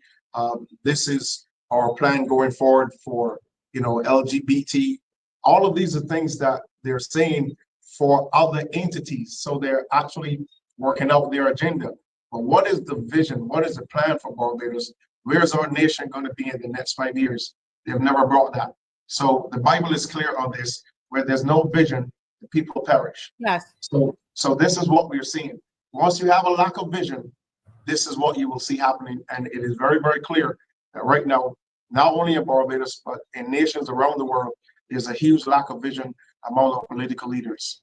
Yes, and the question is whether that lack of vision is deliberate. Is it that we are now on a global agenda because we have lost our autonomy as countries, as we saw what happened during the COVID pandemic, where the WHO, they set the standards of what happened in our countries, our sovereignty, what was taken from us. Now, with that being said, I want to ask about, I wrote here, do you think that the elite and these elite organizations, these international organizations, we're talking about the IMF, the WHO, WEF, and the World Bank, all of these, and there's some more, these international agencies and organizations, do you really believe that our prime minister, our leader of our government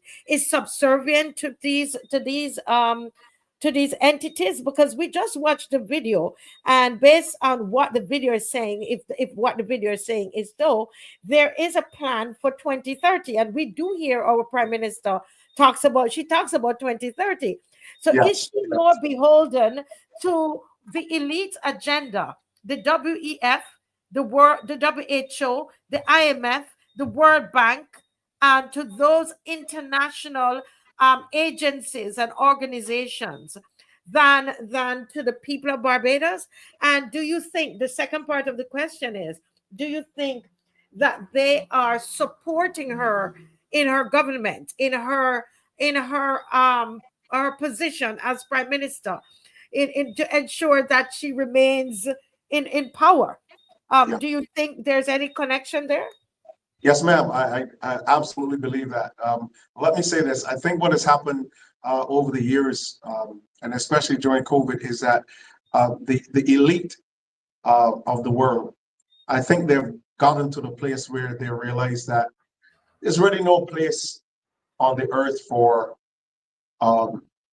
what they would term subservient people. I think they've come to realize that the world will be a better place when everybody is rich, everybody is like us, and we don't have to deal with individuals who are struggling to find out what they're going to eat on a daily basis. I think all of the agendas around the world, I've seen cases where vaccines were introduced into Africa that has been very, very deadly. I've seen what has happened with the COVID vaccine, and it's still happening with the COVID vaccine. I've seen that during the time of COVID, billions of dollars were loaned to nations that really didn't need that amount of financial input. I've seen cases and I've heard where even in elections that monies are given to political parties just to make sure that, you know, they do everything that's in their power to maintain the leadership of nations, and that's known. That's not even hidden now.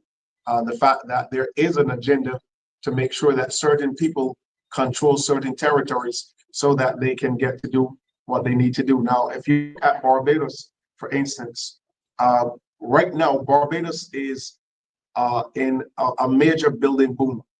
Okay, and what are we building? We're building high-end hotels.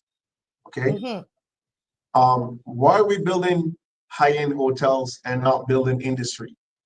Okay, because what we're saying is that we are preparing for the elites. We are preparing for those individuals who are on the upper echelons of life and you know, the financial scale.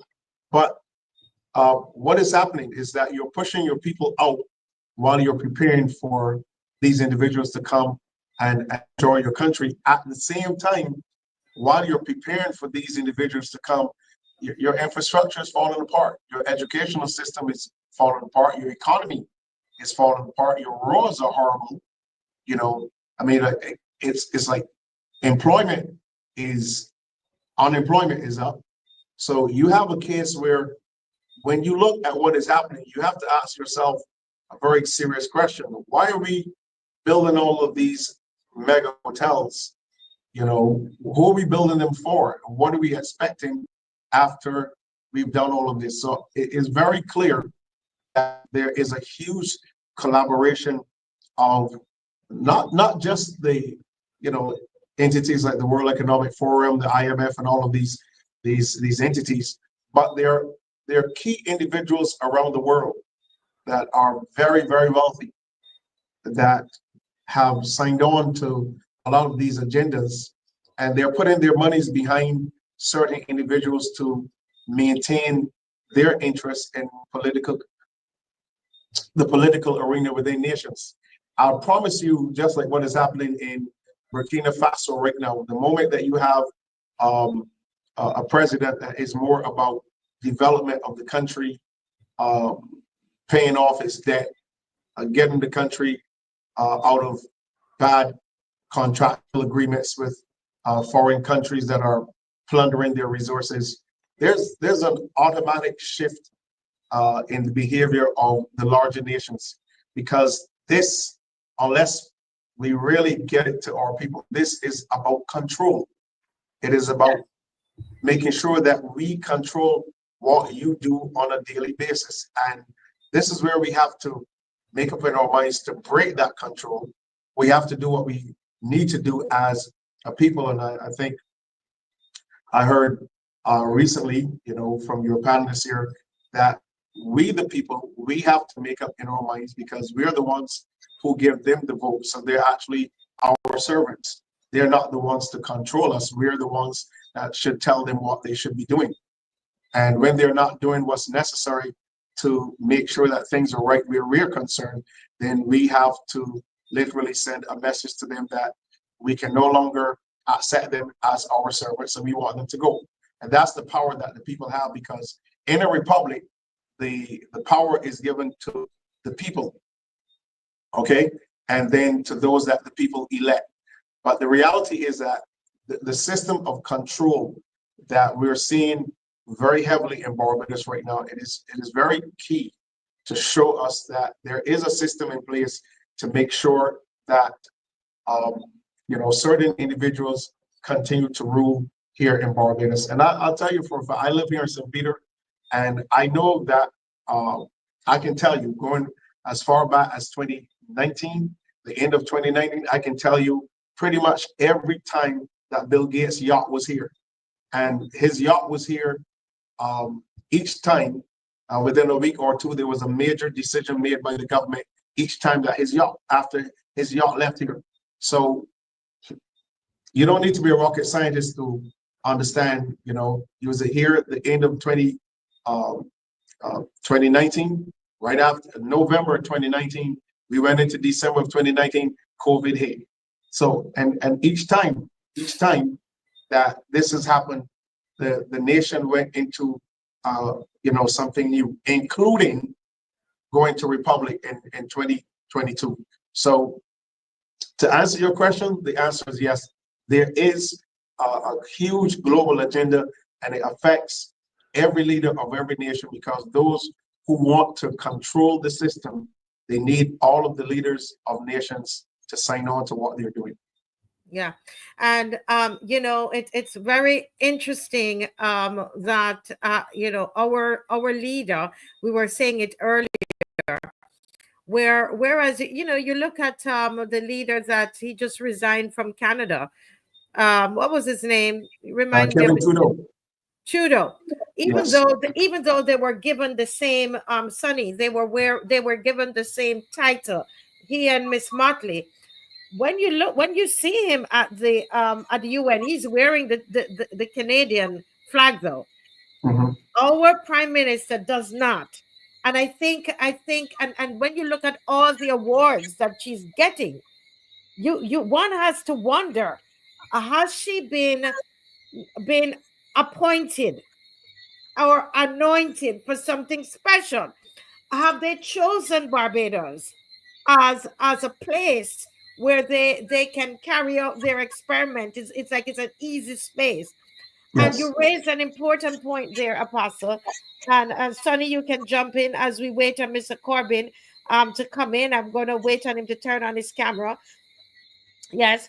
It makes me wonder about these hotels, because for the life of us living here, we can't understand, Sonny, you're down there in St. James, St. Peter. Why so many hotels when a lot of the hotels are empty? And why these, 5-star hotels for who? Now it appears that could this be for the elite? Go ahead, Sonny. Any thoughts about that before Mr. Corbin comes in? Well, just that I think that a certain amount of people on the island are making a lot of money personally from developments. And I'm sure it's driven very much by that. But you saying about them all being owned, I mean, they are. I don't know if you've ever read the book Confessions of an Economic Hitman, but it tells you exactly how they operate. And they own all of the heads of governments. They own all. Listen, this is what happens. They come and they say, right, I can give you all of this wealth. I can send your children to the best schools. They can go to Harvard. I can do the same for all your ministers. You can all drive flash cars. You can all have big, nice houses. And all you have to do is as you're told. Now, we can't, as the electorate, can't give them that. We can't say we can take you on our yacht this weekend. So who are they going to listen to? Who are they going to work for? It's not going to be us, is it? We don't take them to fancy restaurants. We just pay them a certain amount of money per year. But where the big money comes for them and for their time in office is now, when they can, make hay while the sun shines, as they say. Yeah. Well, let me just welcome Mr. Fred Corbin to the show tonight. We are so happy to see you, sir. Welcome. Thank you for joining at a short notice this evening. I think I think God just opened the way that we could all be on here tonight. Thank you for joining us, sir. Thank you very much, Lady Marcia. Yeah. Good evening, Lady Sonny. And Okay. Brother Scantlebury, how are you, my brother? I'm doing great, sir. It's good to see you. Yep, good to see you again, man. Yes, sir. So, my question, I know you're up into all of this here, Mr. Corbin, but before you, I know you have something on your mind you want to share, but I want to ask you a question. Now, I hear the Prime Minister speaks about, public health crisis. They're saying that the crime is, this is a public health crisis. I did some research and I realized that this is what the WEF, the World Economic Forum, is saying, that the crime is now to be considered a public health crisis, a public health issue. Now, my question to you, sir, is there a challenge with this? What is so? Why are people? There's some people who think that this is dangerous. if crime is has now become a public health crisis, according to the World Economic Forum. That's what they're saying to countries, that they need to see crime as a public health crisis. Why is there a danger, sir? Well, first of all, before you identify it as a danger, you have to identify the history behind it. Mm-hmm. Because there's always the Hegelian dialectic behind everything that they do, where they will create a problem and then offer the people the solution, and then take away the freedoms from the people in order to implement the solution and make money from it. Okay, and that's precisely what the World Health Organization and the World Economic Forum are designed to do. You're talking about the two largest criminal organizations on the planet after the United Nations. These were designed from within the United Nations to be criminal organizations, to plan events, to make money from it, to enslave people, and to profit from the implementation so that their world technocracy agenda can be fulfilled in the New World Order and the Agenda 2030 with the 17 UN Sustainable Goals. The UN Sustainable Goals, of which that's what we see the Prime Minister wears those badges. Not anymore. Yeah. Not anymore. She doesn't wear the badge anymore. She was wearing the badge while she thought she was going to get the office of UN Secretary General. Yeah. That's no longer the case. You don't see her wearing it anymore. Yeah. Okay. Well, I will have to wait to see her at the UN to see what she wears at the UN. She may put it on at the UN to save face, but that job of the UN Secretary General went to the German foreign minister, who is a direct descendant of one of Adolf Hitler's security SS guards. So then you're saying, anyway, that's a different point. I will have to pick that up to see whether they chose the UN Secretary General again. But let's go to this public health, because I saw it on the World Economic Forum site that they are now saying that it is it's a public health crisis. You hear CARICOM is declaring it that as well, and you're hearing governments, their prime ministers are now saying that. Is there a danger to that, in your opinion? Of course there is. What is the danger? The massive danger is that you are, and this began this agenda of crime becoming a public health crisis was actually put in place for the Caribbean region in 2023, and that happened at the Caribbean Heads of Government Summit in Nassau, Bahamas, which was chaired by the then Vice President of the United States of America, Kamala Harris, where she outlined to the Caribbean governments that the focus on Caribbean security, in other words, we are authorizing criminal activity and illegal immigration, as well as weapons running and illicit narcotics, was to be implemented as soon as possible, with Trinidad being the headquarters. Okay. Yeah, I remember that. Yeah. Now, the minute, less than 2 weeks following the Caribbean Heads of Government Summit in Nassau, you saw a crime wave descend on the Caribbean region with unprecedented fury. Simply because it was sponsored by the United States State Department at the time, and the evidence to support that is in the manual for subversive warfare and irregular warfare. And I just want to read something for the public so that they understand how it's carried out, because the financial incentive had to happen in order for the crimes to be committed. Okay, so what I'm about to read to the public comes from the Special Operations Manual of Irregular Warfare of the United States Military. And this is Financial Instrument of U.S. National Power and Unconventional Warfare. This is paragraph 2-45. Like the economic activity which all nation states, human groups, and individuals respond to, American Special Operations Forces can use financial power as a weapon in times of conflict, up to and including large-scale general war. Like the economic activity that it is related to, most financial power is unmanaged, routine, and peaceful. However, manipulation of US financial strength can leverage the policies and cooperation of state governments. Financial incentives and disincentives can build and sustain international coalitions waging or supporting United States irregular warfare campaigns. As part of an interagency effort, the US Treasury can recommend changes to US policy that can provide such incentives to state governments and others at the national strategic policy level. Participation in international financial organizations such as the World Bank, International Monetary Fund, Organization for Economic Cooperation and Development, and the Bank of International Settlements offers the U.S. diplomatic financial venues to accomplish such coalitions. Well, there you have it. Can you translate for people who are listening exactly what did you just read? What I just read is the outline of how the United States State Department orchestrated the entire support of the World Economic Forum and World Health Organization narrative of crime being a public health emergency. The World Health Organization could put it forward simply because the World Health Organization had already suspended the constitutions of 194 countries.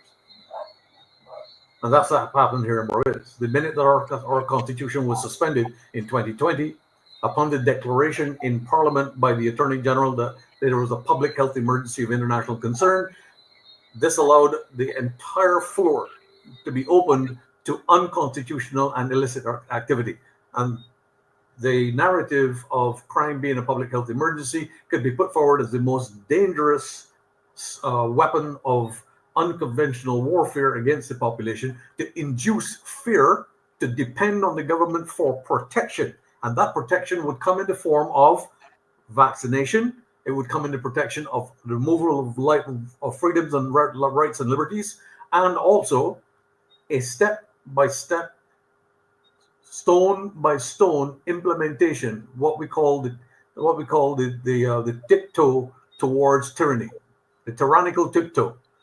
And what you have is that you have that tyrannical tiptoe, step by step by step, moving into the technocratic age, where you have the implementation of the social credit system, you have a central bank digital currency, you have a digital ID, you have the freedoms and expressions being removed and eroded in the cybercrime bill, you have the entire technocracy platform being supported by digital cameras as well as facial recognition. And then at the end of the day, you create an incident, which we call a black swan or a false flag, in order to be able to create enough panic in the population that they beg the government for intervention. And when that happens, the government seizes control.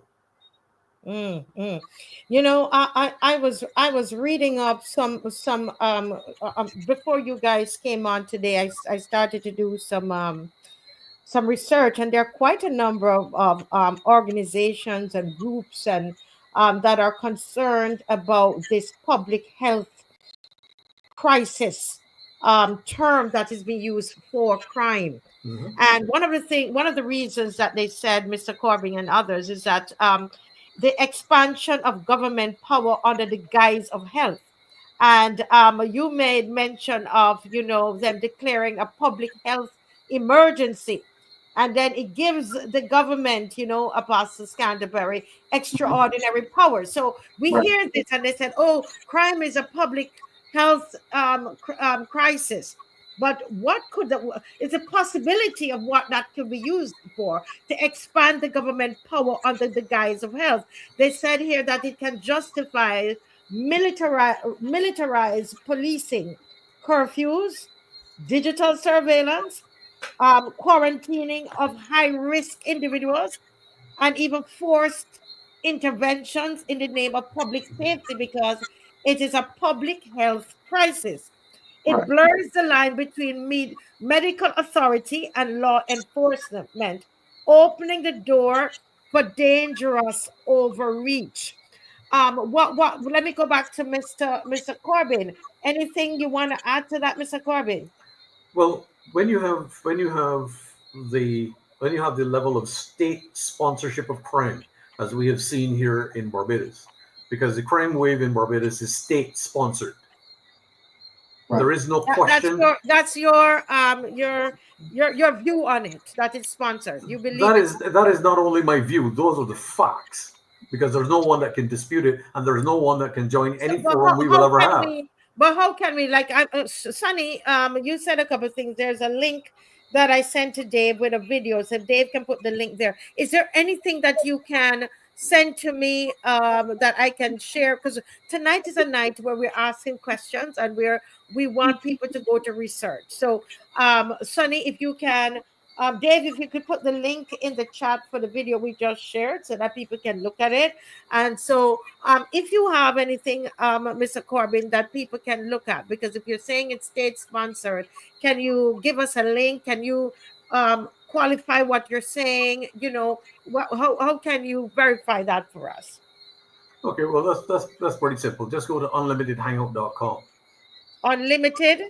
Unlimitedhangout.com. Uh-huh. Okay, and Yeah.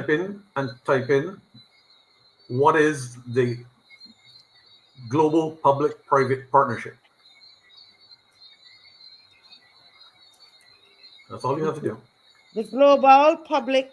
What is private. the global public-private partnership? Yes. Okay. Continue, sir. Right. We just want because we want people to learn and to understand. Yes. So Thank once you. once you understand what the global public-private partnership is, and going back to Lady Sunny's her contribution earlier, where she talked about the rules-based economy.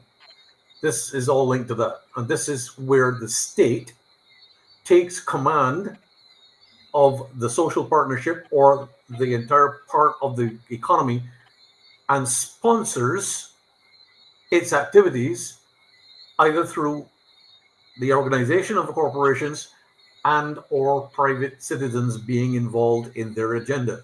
It is state-sponsored crime. There is no argument about this, and the evidence points to security companies being involved in the importation of weapons. And we have proof of this, where a security company that is well known across the Caribbean region is actually involved in the movement of weapons from Ukraine into the Caribbean. We have not only the manifest, but we have actual photographs of the aircraft that landed here in Barbados and then went on to Trinidad. Okay? In addition to that, we also have another security company who operates out of Europe, who is very well known across the Caribbean region, we have the evidence of it being one of the largest arms traffickers in the Eastern Caribbean and Latin America. So when you have security companies can operate at will because they don't come under scrutiny, because these companies have government contracts to supply weapons and ammunition. In addition to that, they also have private people that work within these security companies that get contracts for these security companies for private businesses. Right. And you have a loophole open where private individuals can ask a favor within the security company, knowing full well that it will not be scrutinized. So, you tell me, this is not rocket science. This is intelligence. This is intelligence, okay? And whenever you have intelligence, you also have intelligent effort. And intelligent effort needs to be implemented when you have to look at something from critical thinking viewpoint. So let's look at this from a critical thinking viewpoint. If I wanted to carry out some sort of operation that involved the use of high-powered firearms, an AR-15, an AK-47, a CSR-14, whatever it is you want, okay? An M61 Vulcan cannon, okay? Anything, doesn't matter. GBU-113, any one of those, I can carry out any kind of crime using a high-powered weapon. Now, what would be my best avenue of getting that into the country with the least amount of scrutiny? A security company that already has contracts to supply the government. And you're trying to tell me that there's no government incentive or participation in this from a money-making perspective? Follow the money, Lady Marcia. That's all you have to do. Follow the money. Follow the money. All right? And you will very, very quickly arrive at the truth. Okay? And I don't care who is offended by what I have to say tonight. Call an ambulance. The most important thing is this. At the end of the day, we're faced with a situation and a crime situation that is off the rails simply because the government has sponsored the crime in support of a narrative that will end up in them seizing control and the rights and freedoms of the people of Barbados. Well, guess what? Over my dead body. Mm. Okay. Wow. It's as I told you tonight, guys. Tonight was going to be lots of things you're going to hear. Be a student, go and research. It says to go to unlimitedhangout.com, and when you go there, type in what is the global public partnership. I'm going to go there and I'm going to come back to you all because it's that's what I love about it. Mr. Corbin, it's a learning. We're here to learn and we're here to understand. And I think that is important. Now I want to let me just go back to Apostle and then back to you. No, in fact, let's stay with Mr. Corbin a little bit because he's just come in. I talked about the expansion of government power under the guise of health. And it kind of, you're basically saying the same thing that you were saying, that if they continue with that narrative that crime is a public health crisis, then I think we can clearly see the possibility. Would you agree, audience, that they could expand the government power under the guise of health? So we have to be on the lookout, and that's why we're all on the show tonight to say, be careful. The next thing I found, Mr. Corbin, and I want to discuss this with you before I go to the other guest, is the mental health criminalization, where there can be probably the labeling of criminals as at risk or mentally unwell, and they could probably lead to forced therapy, medication, or institutionalization. The psychiatric hospitals might get bigger, or people like you and I. What about political critics or social threats? They could probably put us under that health framework, and the people like Sonny and Apostle, they call us, they mislabel us and say that we have a mental health. We're experiencing a mental health crisis. Is that possible? You think, Mr. Corbin? Well, just let me make one thing very, very clear. Okay. And to anybody in the government who is listening to this broadcast tonight, I want to make one very, very important point, very, very clear to you.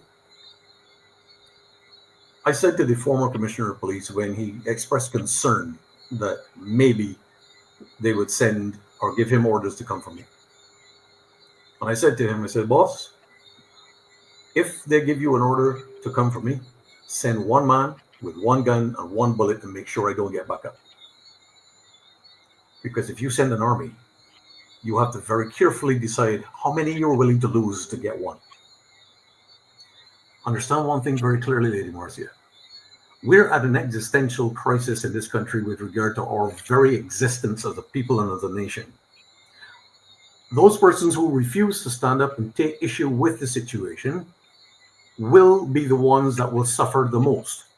Yeah. I have no intention of standing idly by and doing anything less than what I'm doing. I will expand my operations and my activity. And that will happen tomorrow. Okay? Mm-hmm. So you heard it here first. That will happen tomorrow. I will be expanding my operations. The Operation Liberation will be expanded exponentially tomorrow. I want to make another point very clear with regard to the crime situation in Barbados. You have to remember too, that the Barbados Police Service, and we have to make one very clear distinction here between what was the Barbados Police Force and the Barbados Police Service. Now, we mentioned the suspension of the Constitution. The Barbados Police Force, under an active Constitution, the reason it was called a force was because under constitutional authority, a police force is the protector of the people from the government. Under the illegitimate, unconstitutional republic of the current crew in charge in Barbados, the police service is the protector of the state from the public. Right. There is no protect and serve anymore. Okay? Because there's no constitutional authority. Now, let us move on. The most important thing that the narrative of the government is trying to support is that we have to connect the dots. We have to think critically here. Let us look at the dynamic of the crime that is happening. These are happening between so-called gang members. What happened in 2023 that took everybody kind of by surprise? The Prime Minister negotiated an amnesty between the two warring factions, or the alleged warring factions. This was a trap. This was a trap. And I will say to anyone who knows anybody in a gang, listen very carefully to what I'm about to say. Those individuals were led into a trap in order to be able to implement a surveillance system which was installed at District A police station. Okay? Now, there are one of three systems that could be installed there. Palantir, Toka, or Pegasus. All of them are originated from Unit 8200 of the Israeli Defense Force. The most important thing is this. Once you signed that pact of amnesty with the Prime Minister, certain information you made available to the Barbados Police Service without your knowledge, because every single telephone number and every single telephone conversation was tracked, and data logging and key logging was implemented against you.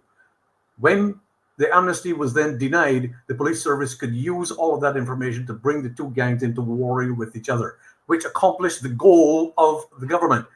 Get the gangs to fight and kill each other, and we will then have a clear path to enslave the population through control mechanisms and surveillance. You understand now? Right. Good point. Interesting. Good point.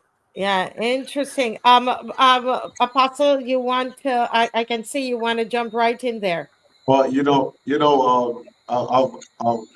Corbin and I, we've collaborated on several occasions to bring this information to the public, and I'm very happy that tonight he's making abundantly clear what in my mind has been happening, because as I said, this wave of crime is happening among a certain section of our community, and it's very, very critical.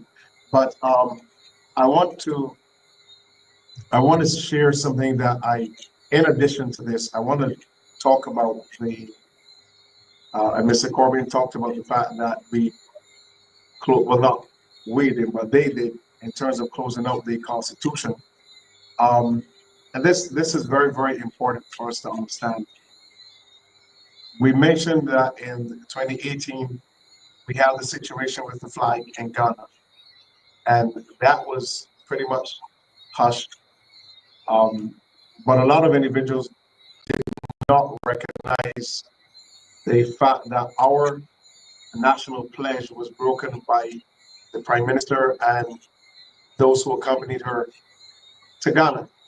They should have been picked up the moment they arrived here in Barbados. Okay? The Ministry of Foreign Affairs should have picked up the Prime Minister, Mr. Walker, all of those individuals, all of them on arrival here in Barbados, they should have been picked up. For acts of treason. Yeah, the pledge says that I pledge allegiance to my country, Barbados, and to my flag. See, it's different to America. America says I pledge allegiance to the flag. Okay? We say I pledge allegiance to my country, Barbados, and to my flag. That's a whole different ballgame. Okay? So if you watch that video from Ghana, they broke the pledge, which means all of them that went there says, I have no allegiance to Barbados. I have no allegiance to my flag. Because if they did, they would have never allowed what happened there in Ghana to transpire. Now, the second part that I want to add to this is the pledge of the Prime Minister, and Barbadians need to be very, very aware of what's going on around them. Very aware. Here's the oath of office for the Prime Minister of Barbados. And listen to this oath carefully. I, you give your name, being appointed Prime Minister, do swear that I will, to the best of my judgment, at all times when so required, freely give my counsel and advice to the president or to any other person for the time being, lawfully performing the function of that office for the good management of the public. Now notice here, there is absolutely no oath here that says I am pretty much accountable to the people. So based on the oath of office, our prime minister is not accountable to the people who voted for her. Okay, the oath of office says my job is to freely give my counsel and advice to the president. That's it. That is unconstitutional in itself. That is unconstitutional. There you go. You go back and listen to the oath of office of the president of the United States of America, where he has to swear to uphold the Constitution of America. Our prime minister does not swear to uphold the Constitution of Barbados. That is a big, big, big issue. And when we see these behaviors, this is pretty much just playing to the crowd. Thank you very much. It's just playing to the crowd. And again, all of these things that are happening goes back to the kind of governance that we have here in Barbados. You had back when certain individuals were Minister of Education. They literally told the children, if you are touched by a teacher, call the police. Okay, how do you train children to have scant disrespect for the law and operating within the very school system that you are in charge of? You're the minister in charge of it, but you give rights to your children. You had cases where teachers were saying, children are telling me you can't hit me. You know, the law says you can't hit me. And you have all this type of behavior. You want to go back and look at what is happening. So there's so much unconstitutional activity going on within what they call a constitution, which much of it was pretty unconstitutional in the first place, which could lead to them going to a republic without a constitution, without any proper new emblems, you know.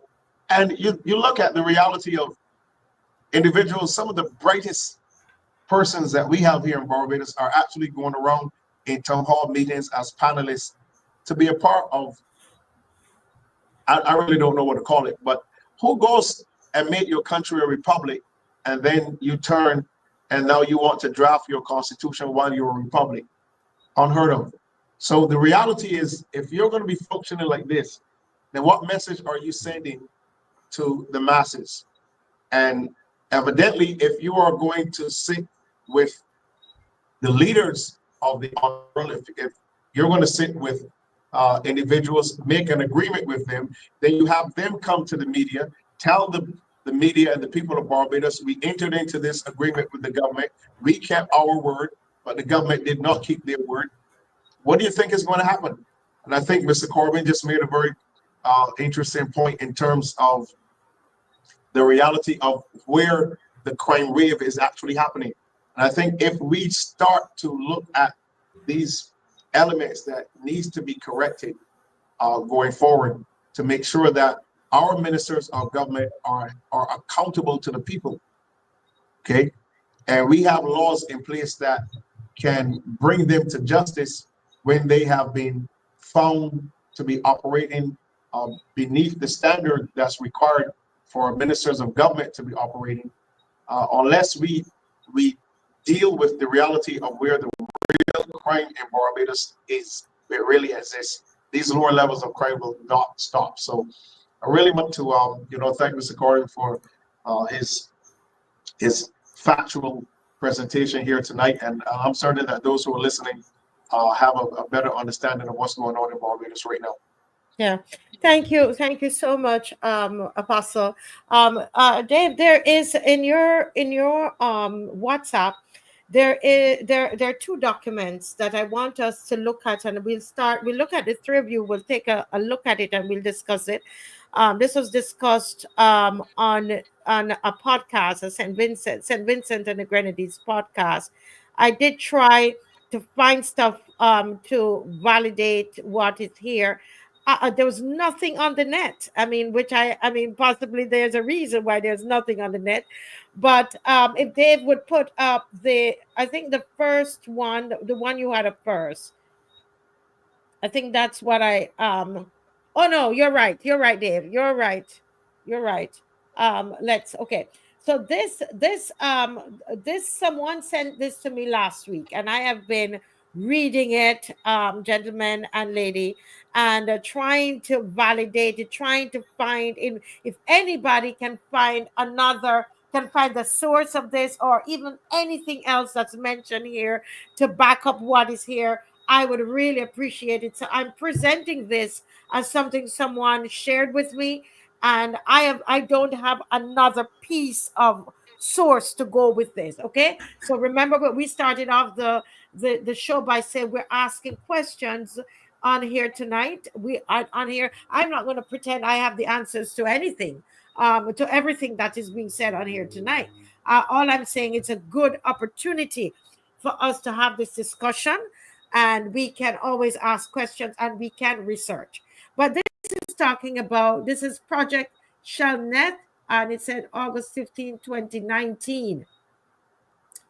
And it has an address here, Fort Meade, I think that's Maryland, and it's concerning the region East Caribbean, Barbados.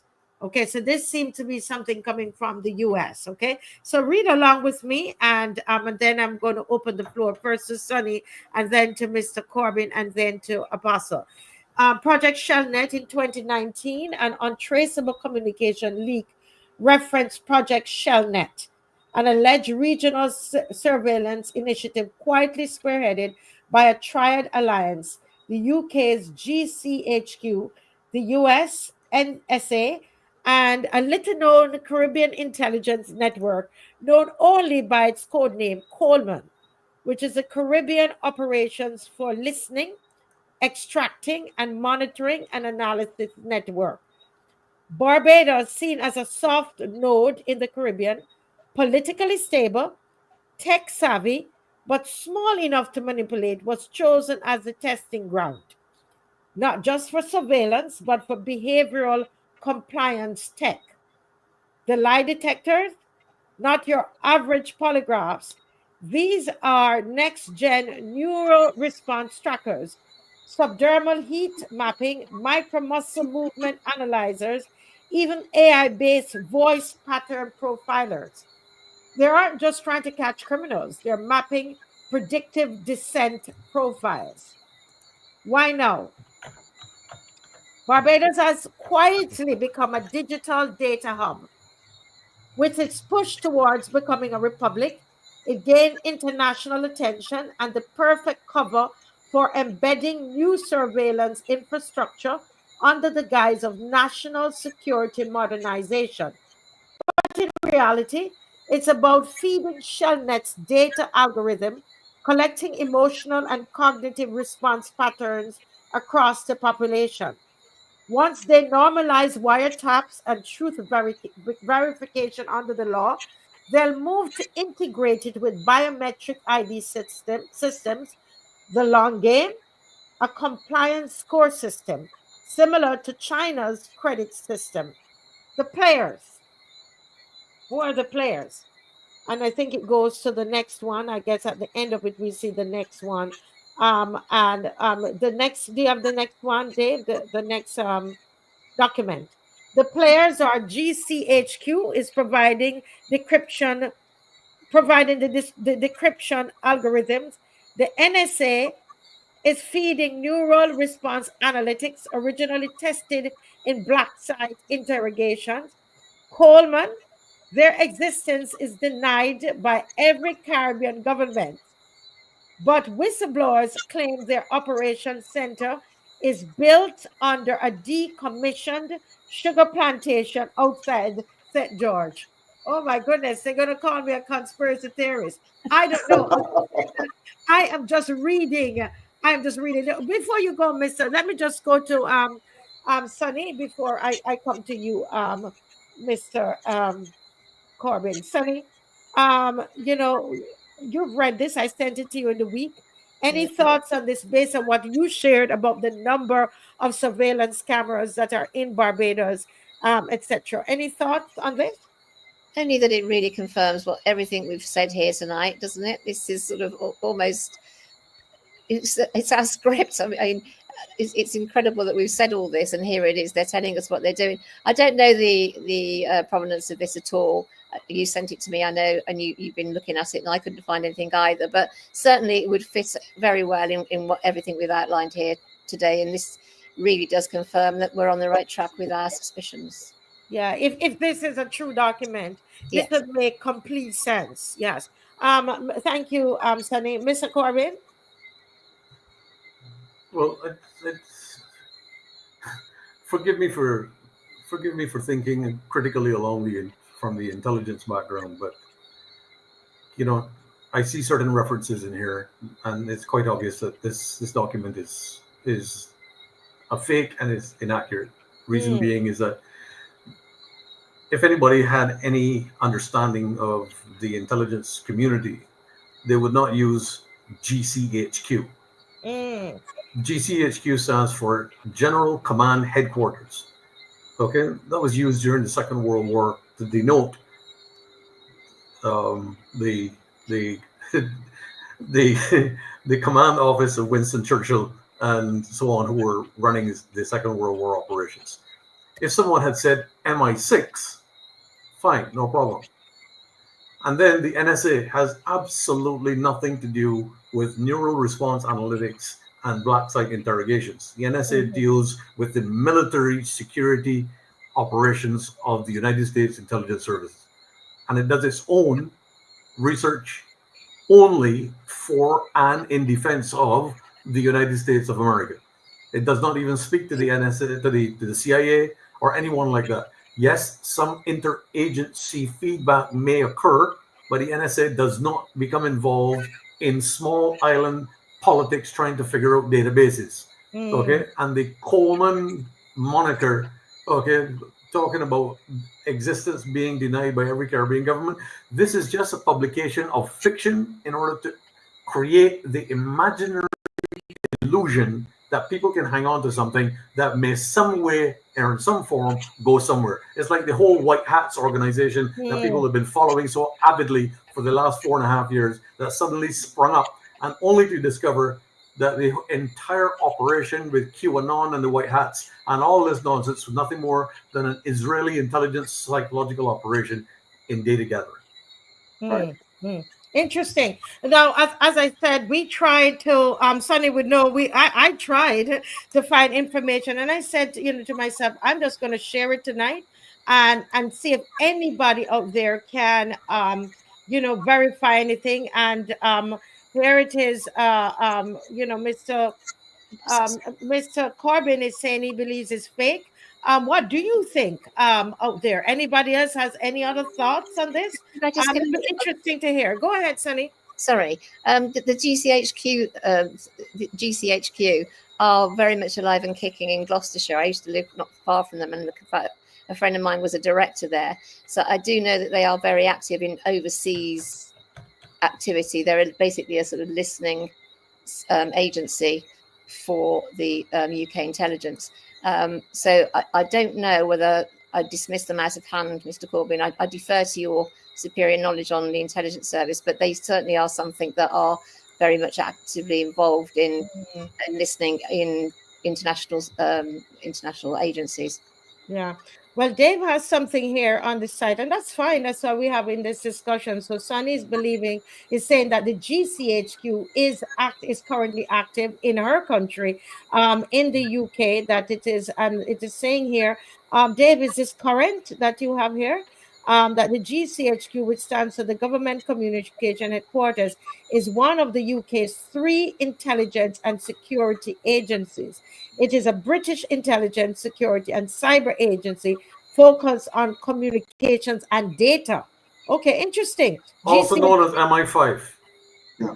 Okay, thank you. GCHQ works to protect the UK from cyber threats, terrorism, and espionage, and also provides intelligence. So it seems here, David seemed to be saying, Let me see. He sent me something in the private chat. Listen, we're learning as we go. Right. That the GCHQ is actually still active and in the UK. You have a thought there, Mr. Apostle Canterbury? Well, I've been listening to all of this, and some things started to come back to my mind.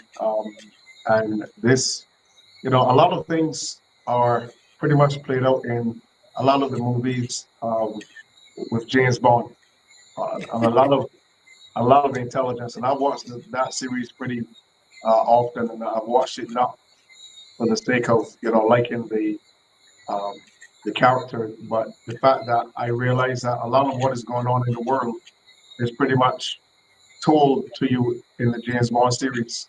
But I remember a number of years ago, I watched a movie starring Tom Cruise. It's called The Minority Report. And in that movie, the police were using, I think what they call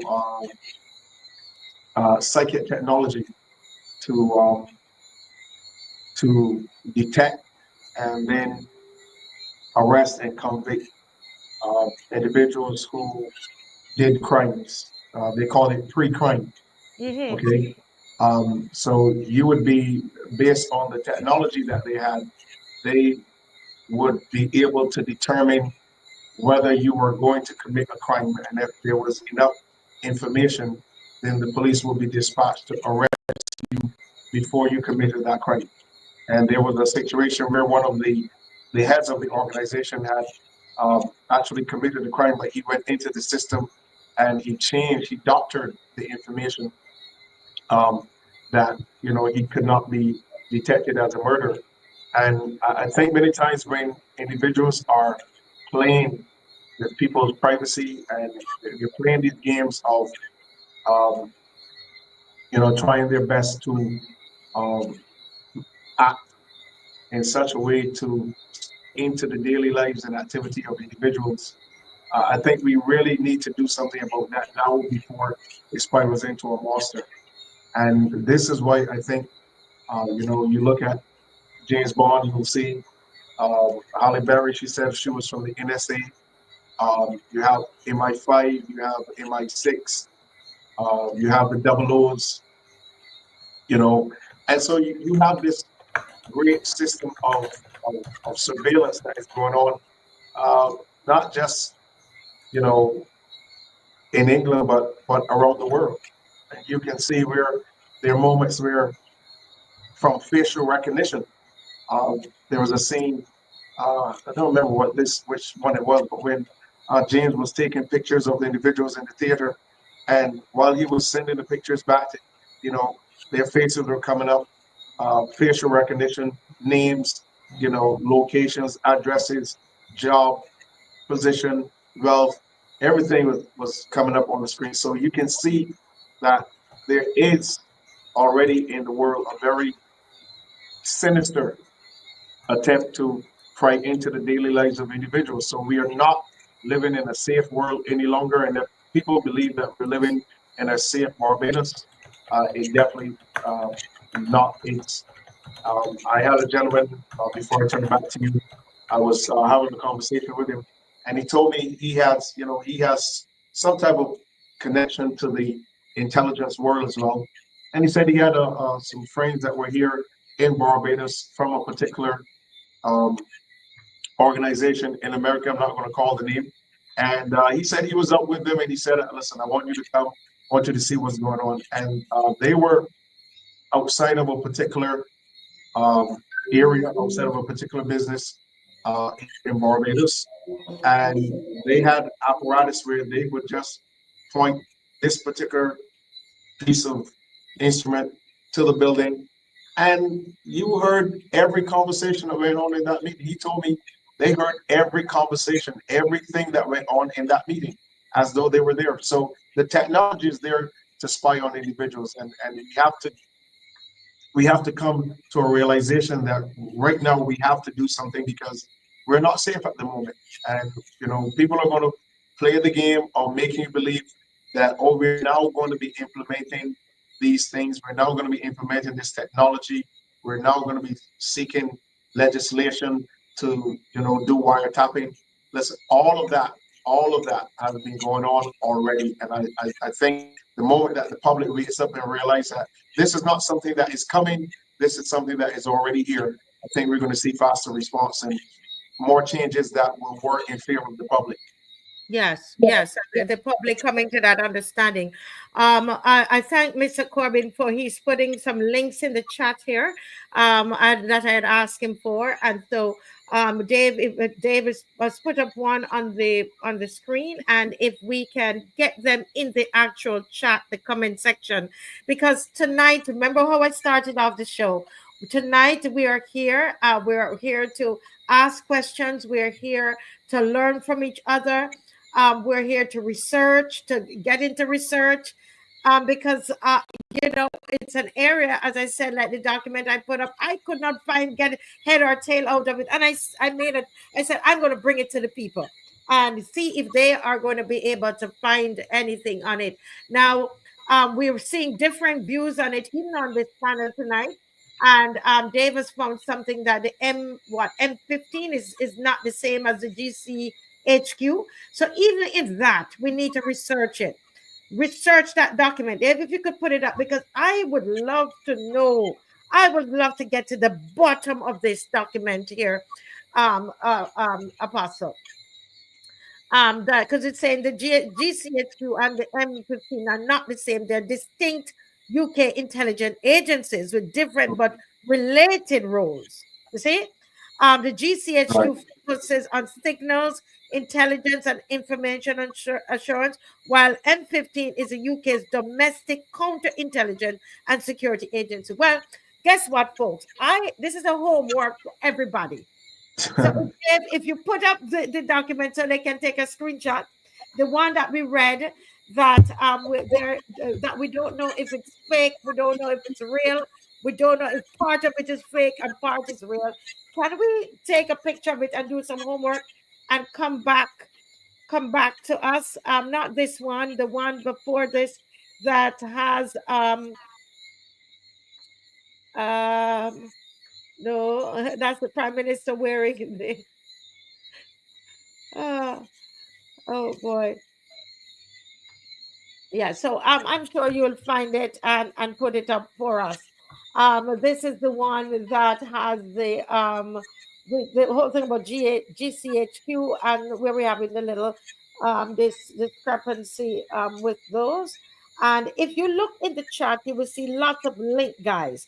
Let's be students. Copy the link, please. Copy the links from the chat and look it up, right? Yeah. So I said what? It's MI5 and not M15. Well, you know what I mean. It was right there on the screen. So you know exactly what I mean. A lot of these terms are new to me.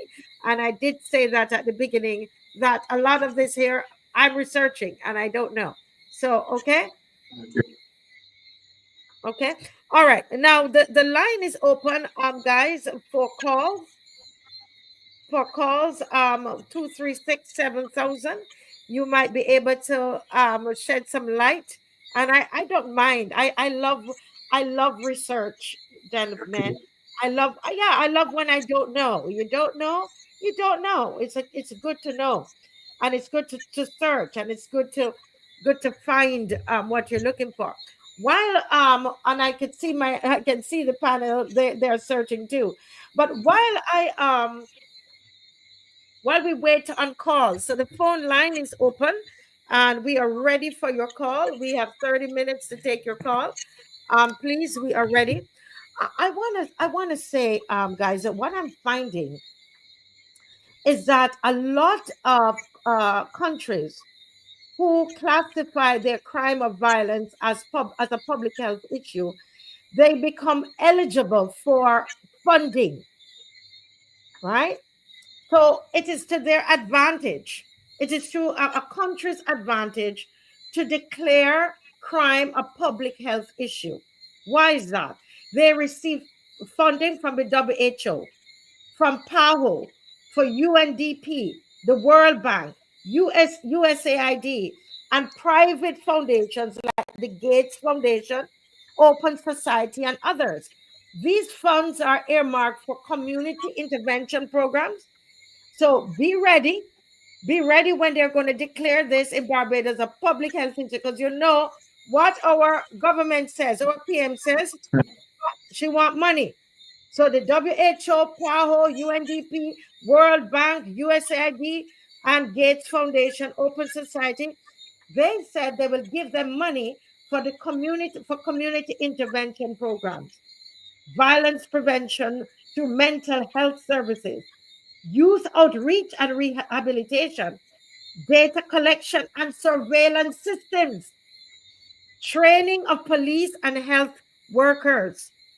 Now, this public health issue, when the governments around the world declare crime or violence as a public health issue, it's tied to the UN Sustainable Development Goals, people. These are facts now. The SDG 3, number 3, good health and well-being, and the SDG 16 goal, peace, justice, and strong institutions. This encourages integration, violence prevention into public health strategies. Countries that are aligning with these goals by declaring crime a health crisis may be prioritized for UN development funding and technical assistance. The IMF gives you development loans and conditional aids, right? And you get philanthropic funding from various organizations, especially if you're in the global south, right? And we know the dangers of that. Once you get these incentives, some governments may declare a public health emergency, as Mr. Corbyn was saying, not out of genuine concern, but guess what? To unlock funds. Remember, you heard it right here on the show tonight. They will declare a public health emergency in order to unlock funds, even if it means exaggerating or misrepresenting the situation. Okay? So it is important. Corruption risk, where you might find that there are government officials who might want, to get some of the funding, and it may never reach the affected communities, but instead line the pockets of the elite. Declaring crime a public health emergency can open the doors to international funding. Our PM says we want money, but this also opens the door to external control, data harvesting, Sonny, and authoritarian policy shifts, especially if the underlying governance is weak or compromised. All right? And I thought that it was important to inject that into the conversation. And this is coming from the WEF site, the WHO, and all of these letters, okay? So Kathy said she declared a public health issue, and I'm telling you, the money is going to begin to flow. Do you understand, guys? Okay, there's somebody calling from calling here. Let's take this call. Good night. Welcome to the Marcia Weekes Show. Oh, good night, Marcia. Can you hear me? Yes, we're hearing you loud and clear. Great to have you. Right, I just want to let your listeners know, and your panelists, it's 2:30 a.m. here in the UK. I'm from the UK. You're saying it's 2. Can you hear me? You said it's 2:30 a.m. Yeah, in the morning in the UK. I'm ringing from the UK. Yes, and you're watching at this time. Yes, and it's the first time I've stayed up to be able to watch you. Right, I just want your listeners to know, if you can hear me, they can hear me. Yes, we can. Every one of your guests, Sunny, Apostle Canterbury, and Fred Corbyn. I listen to Fred on every Saturday morning on Bajor 246. Everything that they're saying to you is correct.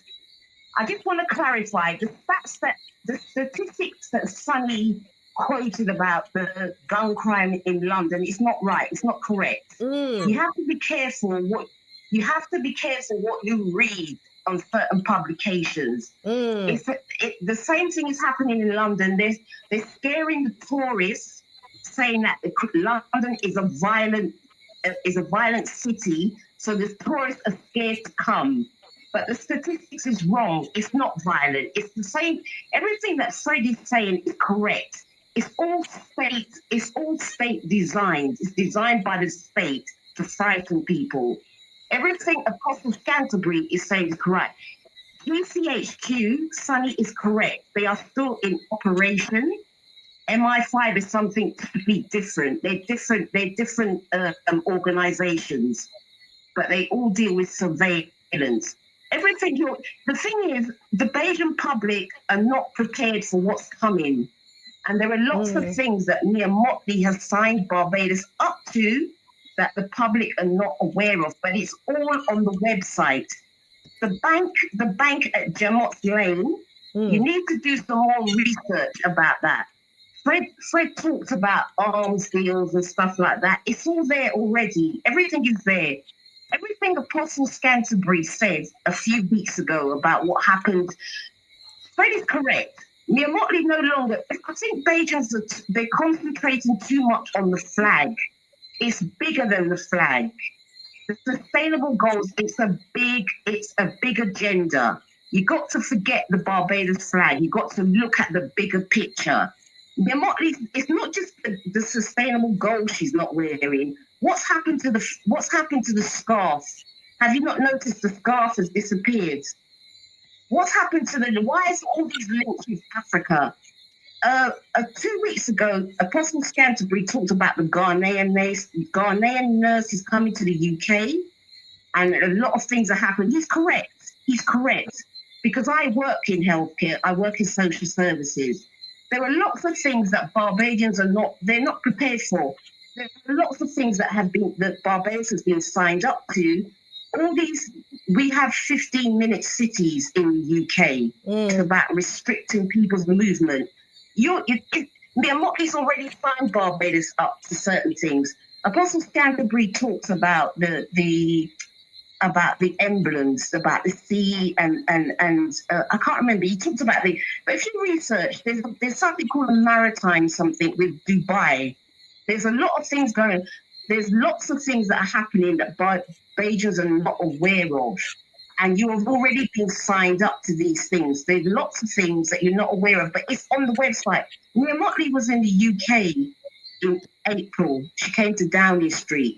If you go on the UK website, you will see why she was here, to give support to the British government to support Ukraine.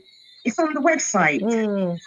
When our prime ministers leave UK, the press will put out where they're going. We know where our prime ministers are going, and if they leave the country without people knowing, the press will out them. It doesn't happen in Barbados, and everything that Apostle Canterbury said about going to the president. The president has something called reserve powers. There are certain things she has got a constitutional role, but she has something called reserve powers that can be used. I think people need to do a bit more research. The thing is, Belgians have family abroad in the UK, in Canada, in the US, and all these countries are involved in a lot of the things that Fred talked about. There's a lot of surveillance with those countries. But yes, you are in a very scary place. I'll just say this one thing, Marcia. Yes.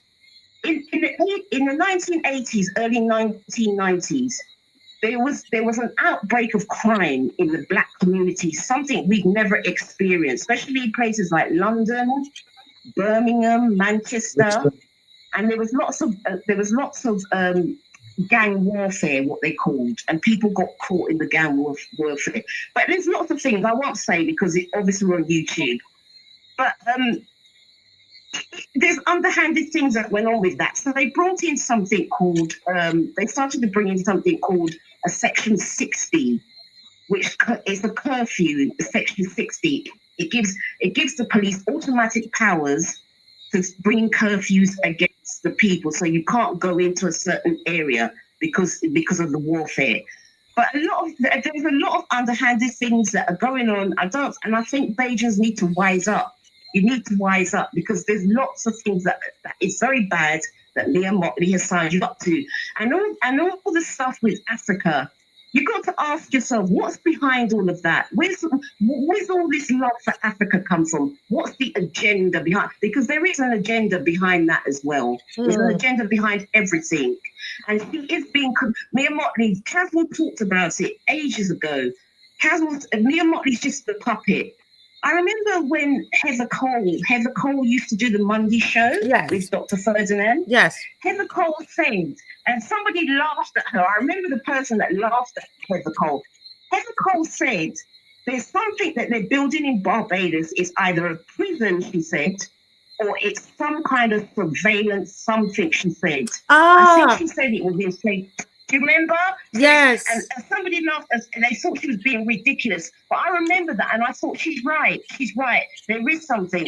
In the 90s, crime went up in the Black community. And that's where the prison population went up in the UK. The prison population, Black Caribbean, Black Africans, 2%. Now the population in the UK prison is like 99% of Black. And it was unheard of. There was something called black on black crime. Blacks committing crime against each other. We've lived through that. I've seen it. So I've seen all these things from the 70s. But a lot of the stuff that the panelists are talking about, every one of your guests, they are correct in what they're saying. And there's lots more. Apostle Scanterbury has been right on the money from when he came on the show 3 weeks ago, and he talked about a lot of the stuff that happened in Ghana. He's correct. And people were laughing at him, but everything he said, he's telling the truth. Fred, I listened to Fred's show on a Saturday. Fred is right, Lynn is right. But as I was saying to Lynn, she's got to be careful with stats, because it's not what the papers are saying. It's not that scary in London. Sorry, while you're on the call, callers, thanks for your comments. Can I just tell you where I got my data from today? It was from the Metropolitan Police's own website dashboard. So I didn't get it from the papers. This is actually from the Metropolitan Police Service themselves. Oh, that's fine, Lynn. No, I'm just saying that because I work with the Met. I've worked with the Met through community, I'll just say community organizations, and I'm just saying to you, even with the Met's website, you have to be very careful what you read on their website. That's all I'm saying. Okay, well, appreciate it, and appreciate you for confirming what we read online, that the MI5, because I'm now learning it said it's MI5, I'm learning as well, and the GCHQ, that they are two different things, and that's okay. And that's why we're here, and we have to be open that you learn something new, and that's how we started the show. And which you have opened up a whole can of worms here that we really need to go check that document. I have you on WhatsApp, and I'm going to send that document to you, so you can do some checks for us as well, and let us research. I think that's the moral of tonight's show, and the emphasis. Thank you so much for calling, caller. Really appreciate it. No problem. And keep up the good work, all the team. Yes, all the team. And thanks for staying up after 2 to listen to us. Thank you. My pleasure. Pleasure. Thanks. Take care. Great. Bye-bye. That's wonderful to get that. Guys, remember, the number is on the screen, and feel free to give us a call. Now, to the panelists, anybody wants to comment about this international funding, that once you declare a public health emergency, the doors are open to international funding, but we must be mindful of the external control and the authoritarian policy shifts, data harvesting, and so on. Does anybody want to comment on that while we wait on a call? Yes, go ahead, Fred. Okay, there was a noise coming through, so I had to, as you were typing, I closed your mic. Go right ahead, Mr. Corbett. With regard to the funding that you speak of in the event of the declaration of a medical emergency of international concern, we have to remember that this is part of the World Health Organization doctrine, is that what they will do is that they will find a situation that they will promote, and they will put the necessary things on the ground to create the scenario, such as a monkeypox outbreak in Congo. They have a particular affiliation with Congo. Okay? They always believe that Congo has the origination of everything. Every single thing that the World Health Organization says is a public health emergency has to have its origin in Congo. They always talk about the Congo. At the end of the day, the most important thing is that the Congo is, the reason that they do this is because there are no restrictions for the World Health Organization and Africa WHO in the Congo. We have to remember that the World Health Organization has an Africa CDC, okay, which is a compilation of African nations that toe the line with the World Health Organization. So what happens is the World Health Organization issues a directive to the Africa CDC, and they say, right, Congo doesn't have any control, they don't have any regulations, so we're going to put something on the ground. Like they put a shipment of contaminated vaccines into the community, and when they get several different outbreaks of something, they pick the worst one and say, oh, it's just started in Congo and it could spread rapidly and so on. That's how they start to build the media narrative. Because you have to remember that the Africa CDC has all of the African media companies on board, and then it transitions to Europe, and then it transitions to the US. All the while, the narrative is building, and money is flowing in from different stakeholders and so on in order to put the platform to make it a commercially viable entity. And then all of a sudden, you'll get a company in the US or Canada or Europe that says, oh, we got a vaccine for that, which has already been pre-selected. Okay, and all of a sudden, the stock of that company skyrockets. And then they're making vaccines, and then the governments are ordering, and more funding flows in, and the WHO gets a layer of $200 or $300 million ready. And then they say, oh, it's a public health emergency of international concern, and global governments jump on the bandwagon, put billions of dollars into it. It's nothing more than a hoax, and the WHO walks away with several $100 million in profit, which they fund the next scare tactic with. Thank you so much. Let's go to the call, the phone caller. Good night. Welcome to the Marcia Weekes Show. Good night, Marcia Weekes, and your powerful panelists. Yes, thank you. Good night. Good night. Well, what I'm calling, right? Beijing's really gonna get out together. One, I glad with the World Health Organization because I glad that topic come up. Everybody that went to take those vaccines, right? Went to take a very evil vaccine because it changes the body, it changes everything about you. And that lady that called earlier and show the real truth about my Molly, I applaud that lady from London. I applaud her very, very heavily. And another thing too, my Molly with all these parties and say cute and this gathering and everything. That's a trap for Beijing knowing the truth of what's going on. And I would love Beijing to really engage to this show. And not only that, engage to find out the truth on their everyday life on what's going on with them. Because at the end of the day, the young people are being brainwashed because the older and legacy generation is not already reinforcing to let the young people know the truth on what is going on.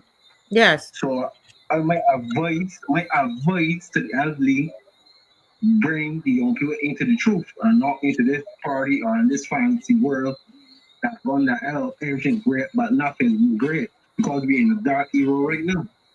Yes. Thank you so much, caller. Very, very good. Very important encouragement for everybody who's watching. Keep your eyes open. Do your research. Thank you, caller. Thank you. I say to everybody, this is a time. This is just like when we were going, Apostle, in the whole COVID-19, and people were taking it hook, line, and sinker. What we're doing tonight, as I said, we're offering you this information, and you can take it, you can scrutinize it. I'm a person who likes to scrutinize everything, and I love doing that. I think it's important. Take it, scrutinize it. We've given you a lot of links are in the comment section. Be a student, right, Sunny? Take it, look at it.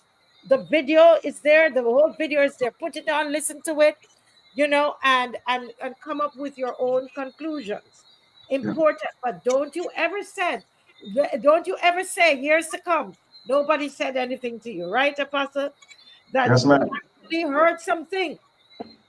You can go away and think about it. Now, before the next caller comes on, has anybody ever heard the Prime Minister saying that that crime and violence is a public health emergency? Has she declared that yet? Anybody? No, I actually have not heard that, because I think they know that Barbados isn't, at that level as yet. But if it has been mentioned in relation to the fact is, from what that lady just said about leaving Barbados and meeting with the Prime Minister of England to, share her support for Ukraine, that is a public health emergency in itself, to be honest with you. But I do want to make a statement quickly here about because I've done my studying on this since COVID, and we went to wartime with the government during that COVID panic scam. Let's try to be brief on it, because I have a caller, right? Just be brief on it. Thank you. Yeah. So what I found out is that the WHO works closely with the World Bank, and they have what they call a pandemic fund, and they also have what is called a solidarity response fund. Okay, so they're not going to do anything without the money in place to fuel whatever their agenda is. They're supposed to be the World Health Organization, but it's more like a World Financial Health Organization scam that's being run. So I think our government needs to be very careful when they're planning these elements that will interfere with the country. Yes. Somebody's saying that CARICOM did in March at the CARICOM summit. Can anybody research that and send me that article or anything that you find online with the CARICOM countries declaring it a public health emergency, because that has serious implications for the entire region. And we all know what's coming, Mr. Corbyn, but what we want to do is to show the people the facts. Well, that's something. Hold it out there, Mr. Corbyn. Don't lose it, please. Write it down. Let me get this caller. We try to give the caller the priority at this time. Go ahead, caller. Thank you for waiting. Yes. Good night, Marcia and your team panel. Where are you calling from? I'm calling from Canada. You're in Canada. Yes, go right ahead. Right. What I realized that Barbados is almost like there's a question of time to get the agenda, I should say the dictatorship or despotism agenda through. The signs or the Socratic signs you can see is when you can see a minister more or less trying to dictate, this is where you should watch, or this is where you should get your news from. Listen to this or watch this. It is almost like you are trying to diplomatically control the social climate, where people can only see and hear X, only believe X or Y, and that kind of thing. So continuing from what you were talking about as relates to the health and more or less the economic, it's more health quiz than economic as well, control. But when you start to see those other tenets coming to being, it's almost like something or some person or entities behind the scenes is saying, listen to me, y'all are not working fast enough. We want the people to have their eyes and ears and everything locked on to what we are doing and nothing else. And sometimes when you see a lot of the misinformation going on, I think that is not sometimes intentionally done to say, okay, you see that? Don't trust that. Trust us. It's too lame. It's almost like kindergarten tricks. You see what I mean? So all that y'all are saying is adding up. And I thought very soon Beatles would open their eyes and start putting political party in front and see that Barbados belongs to Barbados or Bajans, and if it doesn't belong to Bajans, then you must ask the question: to whom does it belong? Good question. Interesting. Thank you so very much.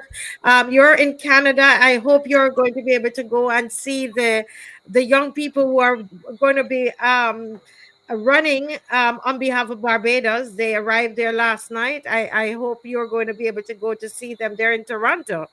Yeah. I facilitate. We will talk about that later. But I facilitated some person to get that done. To get them done. From Canada. Or to go and see them. Go and see them. Okay. Thank you so much. We appreciate that. Thank you.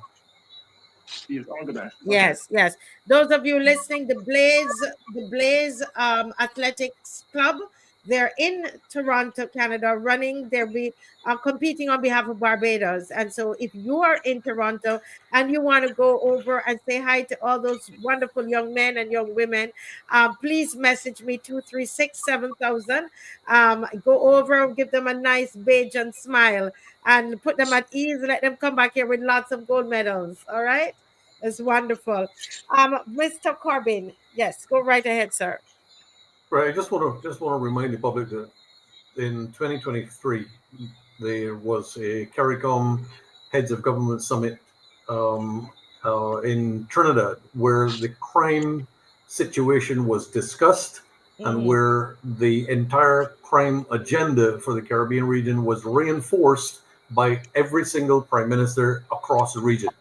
Everybody agreed to the caveat that crime was a public health emergency. Okay, and CARICOM hosted this meeting in Trinidad because Trinidad had been identified, as I said previously in this program, by the Vice President of the United States of America, where Trinidad would become the hub for Caribbean so-called security. Really and truly what it was is that they were setting Trinidad up as the human trafficking center and weapons and illegal narcotics trafficking and so on. Hence the fomenting of the Guyana-Venezuela dispute. Yes, excellent. And I think this is what Dave is showing us here. Now, at the moment, we can see Apostles Canterbury and Lynn, that this is a public health. They are declaring it. It's declared on April 18, 2023. It was declared as a public health issue. Now, the next step would be a public health emergency. And you have to understand what that means. Those are code words. Listen carefully. Listen what we're telling you. These are code words, and we're going to review that quickly before we leave, because we can establish that it's done. It's right here before us on the screen. This is what Mr. Corbin is saying, and that's what I love, Mr. Corbin, when we can corroborate it, when we can show it to them, because it's learning and people need to understand it. Mr. Corbin said it. Yeah. Dave was able to find it. Somebody else sent it to me on my phone. It's confirmed 3 times. The CARICOM has already declared a public health issue. What that means is that there is something major is coming to the Caribbean. Listen, people, listen. Very important. Go ahead, go ahead, Apostle. Okay, well, I just, when I said earlier that I haven't heard the issue of emergency, but I did hear the issue of the crime and violence being a public health issue. Yes. Now, from what I understand of an issue, and the issue is particularly defined as a problem or a situation for debate or discussion. So, they can't, because it's an issue, they cannot immediately make it an emergency. Can I say something to you there, Apostle? Yeah. That's your understanding of it. But when you go on the WEF website, I want to just say this, that there is a progression with it. You understand? It's a health issue, and then they make it an emergency. Right. So that's what I'm saying, is that if they say it's an issue, then they have to bring to the public information and documentation that allows us to determine why it has become an issue and what are the parameters that makes it an issue. So one of the things that I know for sure that, and Mr. Corbyn brought this up, is they have to look at their own information if much of what is happening is state funded, as he said, okay? Then they have to bring their own information to the table to the public. And it's not just a matter of, okay, we have, 56, and we have to also understand that the demographic of Barbados is different to the demographic of Trinidad, is different to Jamaica. I think the population in Trinidad is 1.3 million. Barbados is what, 283,000. Yeah.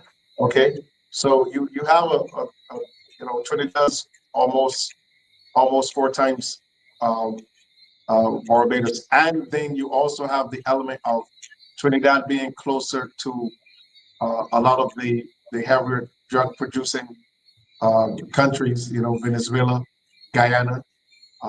I think they just seized a huge shipment of cocaine in Miami from Guyana in red snappers. So Guyana is a major drug producing country right now as well. So, I mean, the demographic is different, but I do have an understanding here that if they're saying it is an issue, then they have to bring information to the public that will clearly outline to the public, why they are saying it is an issue. It cannot be based on the fact that we've had an increase in crime. They have to look at the whole picture, even the socioeconomic situation that is going on within their countries. And then, you really can't just do this like you did COVID. And you may know that COVID was a big scam. So it's very important for them right now. The ball is really in their court, and all of the shucking and jiving that they're doing right now, they have to be very careful that they don't get exposed within all of this framework on what they're trying to bring to the public. Yeah, very important what you're saying there. And I want us we can all agree that this is what was done in 2023. April 2023, public health issue. Somebody's saying here, thank you, Jonathan B. Oh, I love the people. Everybody's researching, Mr. Corbyn, and that's good. That's when you know that there's interaction, everybody getting involved. According to Loop News, February 2020, Motley referred to crime as a public health disease. So look at where we're going. So they are climbing, and I think Dave has something here. It's a tiptoe. Where did Dave say? Dave has a tiptoe. Here is the tyrannical tiptoe. And this is what comes right back to how Sonny started this program. It's going to surveillance. It's giving, in fact, they will get money to do the surveillance when they declare it an emergency. It gives them, it's like a blank slate, Mr. Corbyn, to do what they want to do. And here we are at COVID pandemic. We're back at ground zero. That's where we are. That once they do the public health emergency, all the emergency orders come into place, people. That's it now. Go ahead, Mr. Corbyn. Yeah, okay. I had muted you. Some noise was coming through your mic. Go right ahead. Right. Sir. Okay. Just to reinforce what you were saying by coming full circle back to COVID, is that we saw the Prime Minister meet with the social partnership last week, and she herself said, and I quote, "It's just like COVID, where 80% of the social partnership agree that crime is a problem." She met with the social partnership at the Sir Garfield Sobers Gymnasium on the crime issue, and she coerced everybody to agree to her situation. It is, remember, in 2020, she did the exact same thing. That means, what does that mean? That means that the preparations are in place to lock this country down again. I want to say a very direct word to the crew in charge of the Barbados Labour Party, and specifically to the Prime Minister, Mia Mottley. Do not go down that road with us again. Yeah, and we will leave it at that. Leave it at that. Leave it at that. Go ahead, Yes, Sonny. sir. Nothing, just to say it's been a very productive program. I hope it's opened a lot of people's eyes. I hope that it's raised a lot of questions, that people will go and do their research, and that they'll be becoming more and more enlightened about what's truly going on, and that we can actually come together as beautiful Barbados and save our country. Yes, yes, very, very well said. Very well said. It's 10:10, and I tell you, I mean, we need to have a part 2 to this. I think we need to follow up on this program here, because, guys, I want Dave, before you put this up, can you put up the document of contention, or the document to be researched? I think that's more, put it in a more positive light, Apostle. Let us all research this document, because I tell you that it is going to be quite interesting what we find out, because I don't think we're all convinced that it's either real or that it's fake. So let us do our research and let it be our homework. So if Dave could find it again the last time, just put it up, and if you can. This is the one that has the GCHQ that we were discussing and talking about, some command center, etc. That's a little, we're not sure where it's from. Remember, I said I don't know what's the source. We can't find anything online. Let's check it out. And let's I love what you said, Judith. Very thought-provoking show. I love that. Those of you who have not taken a picture, take a quick picture of this. Take a quick picture. Let me move the number. Let me move this off. Take a picture and of this, and do your checks, guys. Okay, do a check of it. Let me just make sure I'm not missing any calls here.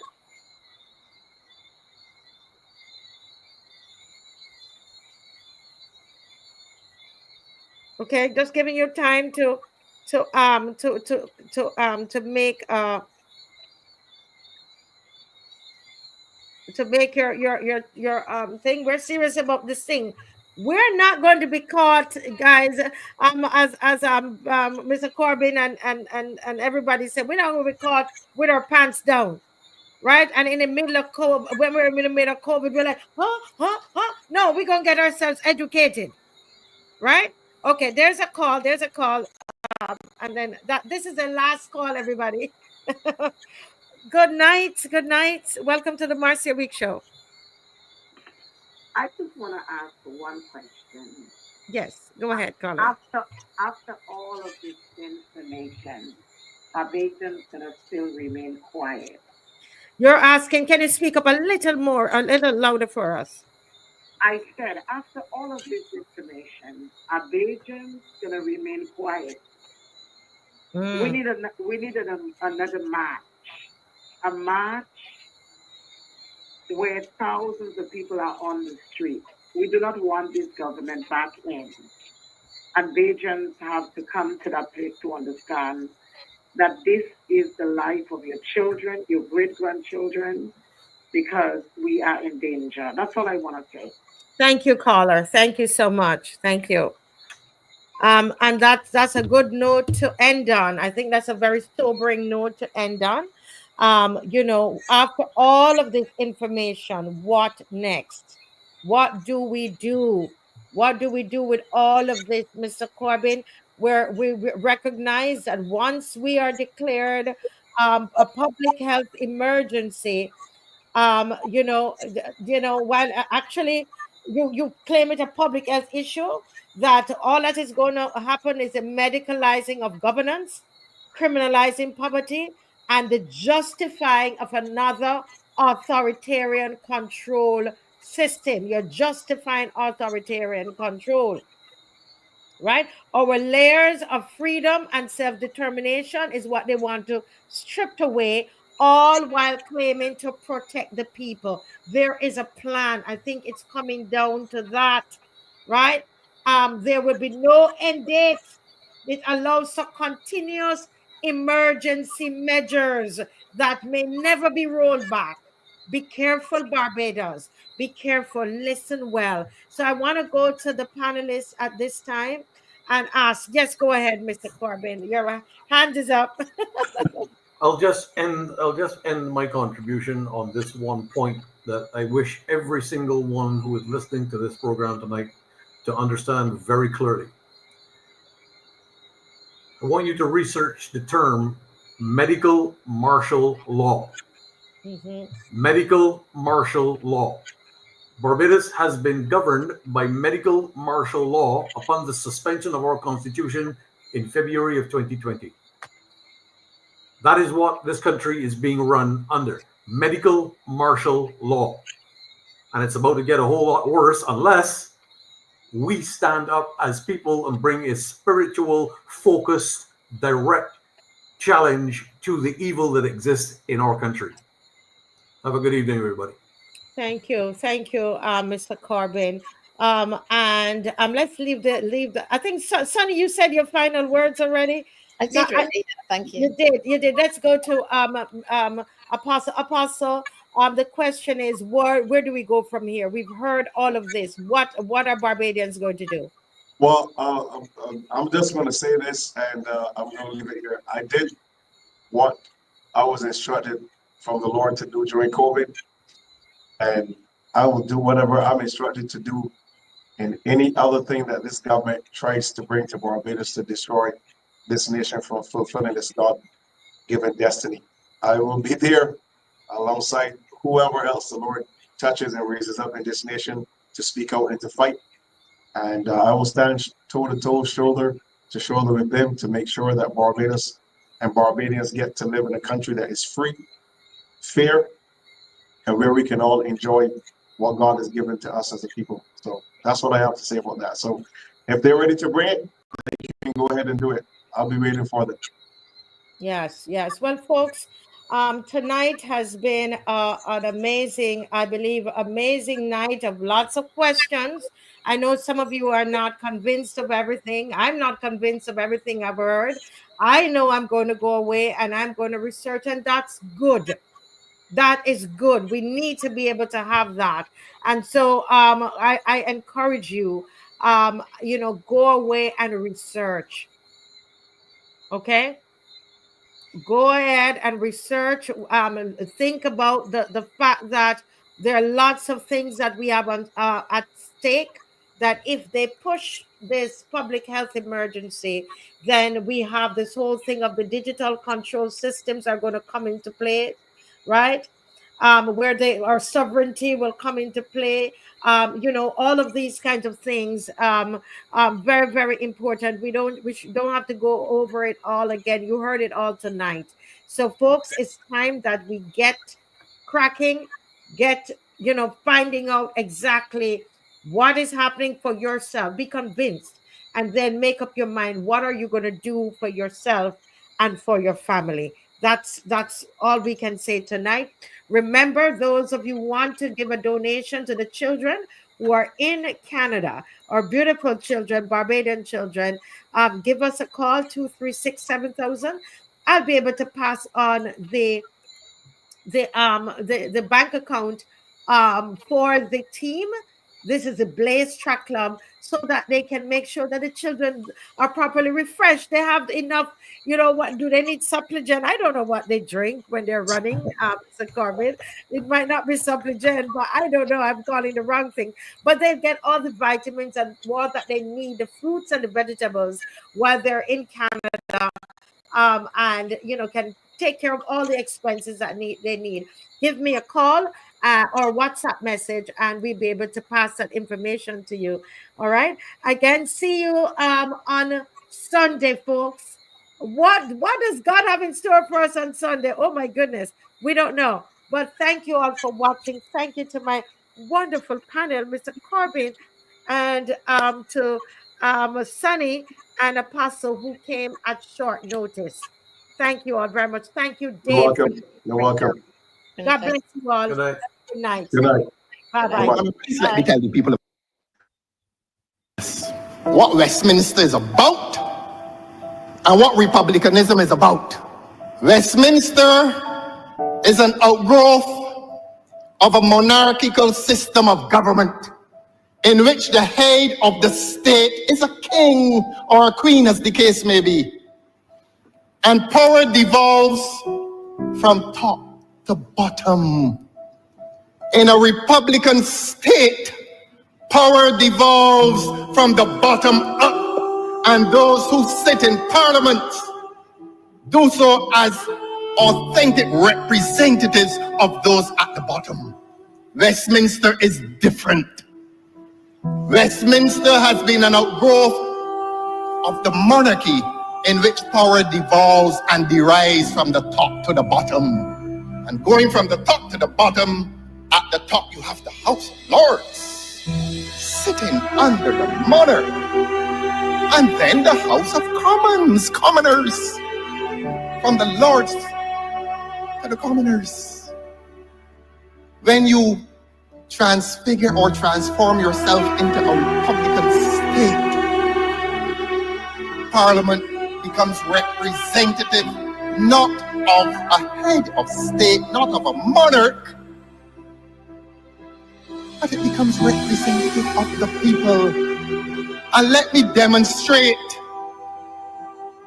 by practical example one of the fundamental differences between the monarchy and a republic. And let us contrast the United States against England. In England, when a man is charged before the court, his indictment reads, the Queen. Well, the Queen is dead. King Charles. An indictment before a court in England would read, the King against John Brown. John Brown is charged with a criminal offense. It says, the King against John Brown. Or the alternative language in the presence here now of a former prosecutor and a good one too. And when he brought that indictment, it read, and he would have said to the judge, the Crown or the Queen. The language was used interchangeably. And that is consistent with my view that the state and all persons who acted within that state were acting on behalf of the king, on behalf of the crown. In the United States, when a man is charged, when John Brown is charged, the indictment reads, the people against John Brown. And that is a very live illustration of how the two states structure themselves. One a monarchy, one a republic. In the monarchy, all persons who act on behalf of the state act on behalf of the monarch, the king or queen, as the case may be. And therefore you have the queen or the king or the crown, they say interchangeably, versus John Brown. In the United States, it is the people versus John Brown. Sometimes we need to pause and understand language and what language means, and that language is related to consciousness, and that language, unless it has meaning, it stands for nothing. So that when the United States says the people against John Brown, they are speaking of the essence of republicanism, that power resides within the people, and that power devolves upwards to agents of the state. In the Westminster system, it is the other way around. Power derives at the top and devolves downwards. And all persons who act within that state act on behalf of the monarch. Some Barbadians now are pausing to ask whether we are a republic or whether we are Westminster. And the real answer to that is related to the active and real use of power in this country. And I repeat that it is untenable for this country to be plodding along without a Republican constitution while claiming to be a republic. Plodding along with a Republican constitution, inhering with Westminster values. I say to the Honorable Attorney General, who's been very active after lunch, that a constitution is of highest priority. Now, it is urgent. It is more urgent than what this Parliament is doing today, because what this Parliament does today is an exercise in futility, except that it gives us a chance to examine the anatomy of this government and to find it wanting. Bring the Republican Constitution and bring it with urgency. Don't interrupt the business, the people's business. If you claim that your republic, do not interrupt the people's business with any election. And if you bring the election, well, you were given 5 years, but bring the Republican Constitution. Give public life, give this nation constitutional substance. This government must not be allowed to hide behind the ultimate prime ministerial power that is afflicting public life in this country. I make bold to say that no one is sure as to where power and authority lies, because this country now sits in no man's land. Hardly a person speaks of power unless in the same sentence they call the title prime minister, as if that nomenclature of prime minister equates with power, ultimate power. And that is the sad state of affairs in the political and constitutional life of this country. Am I supposed to remain silent on that, man? No, I will not still my voice. The people of this country have too much to claim. And the people of this country will demand a Republican Constitution. The people of this country will demand that an election is not used to ambush political parties, and more so to ambush the people of this country. Do what must be done and do it properly.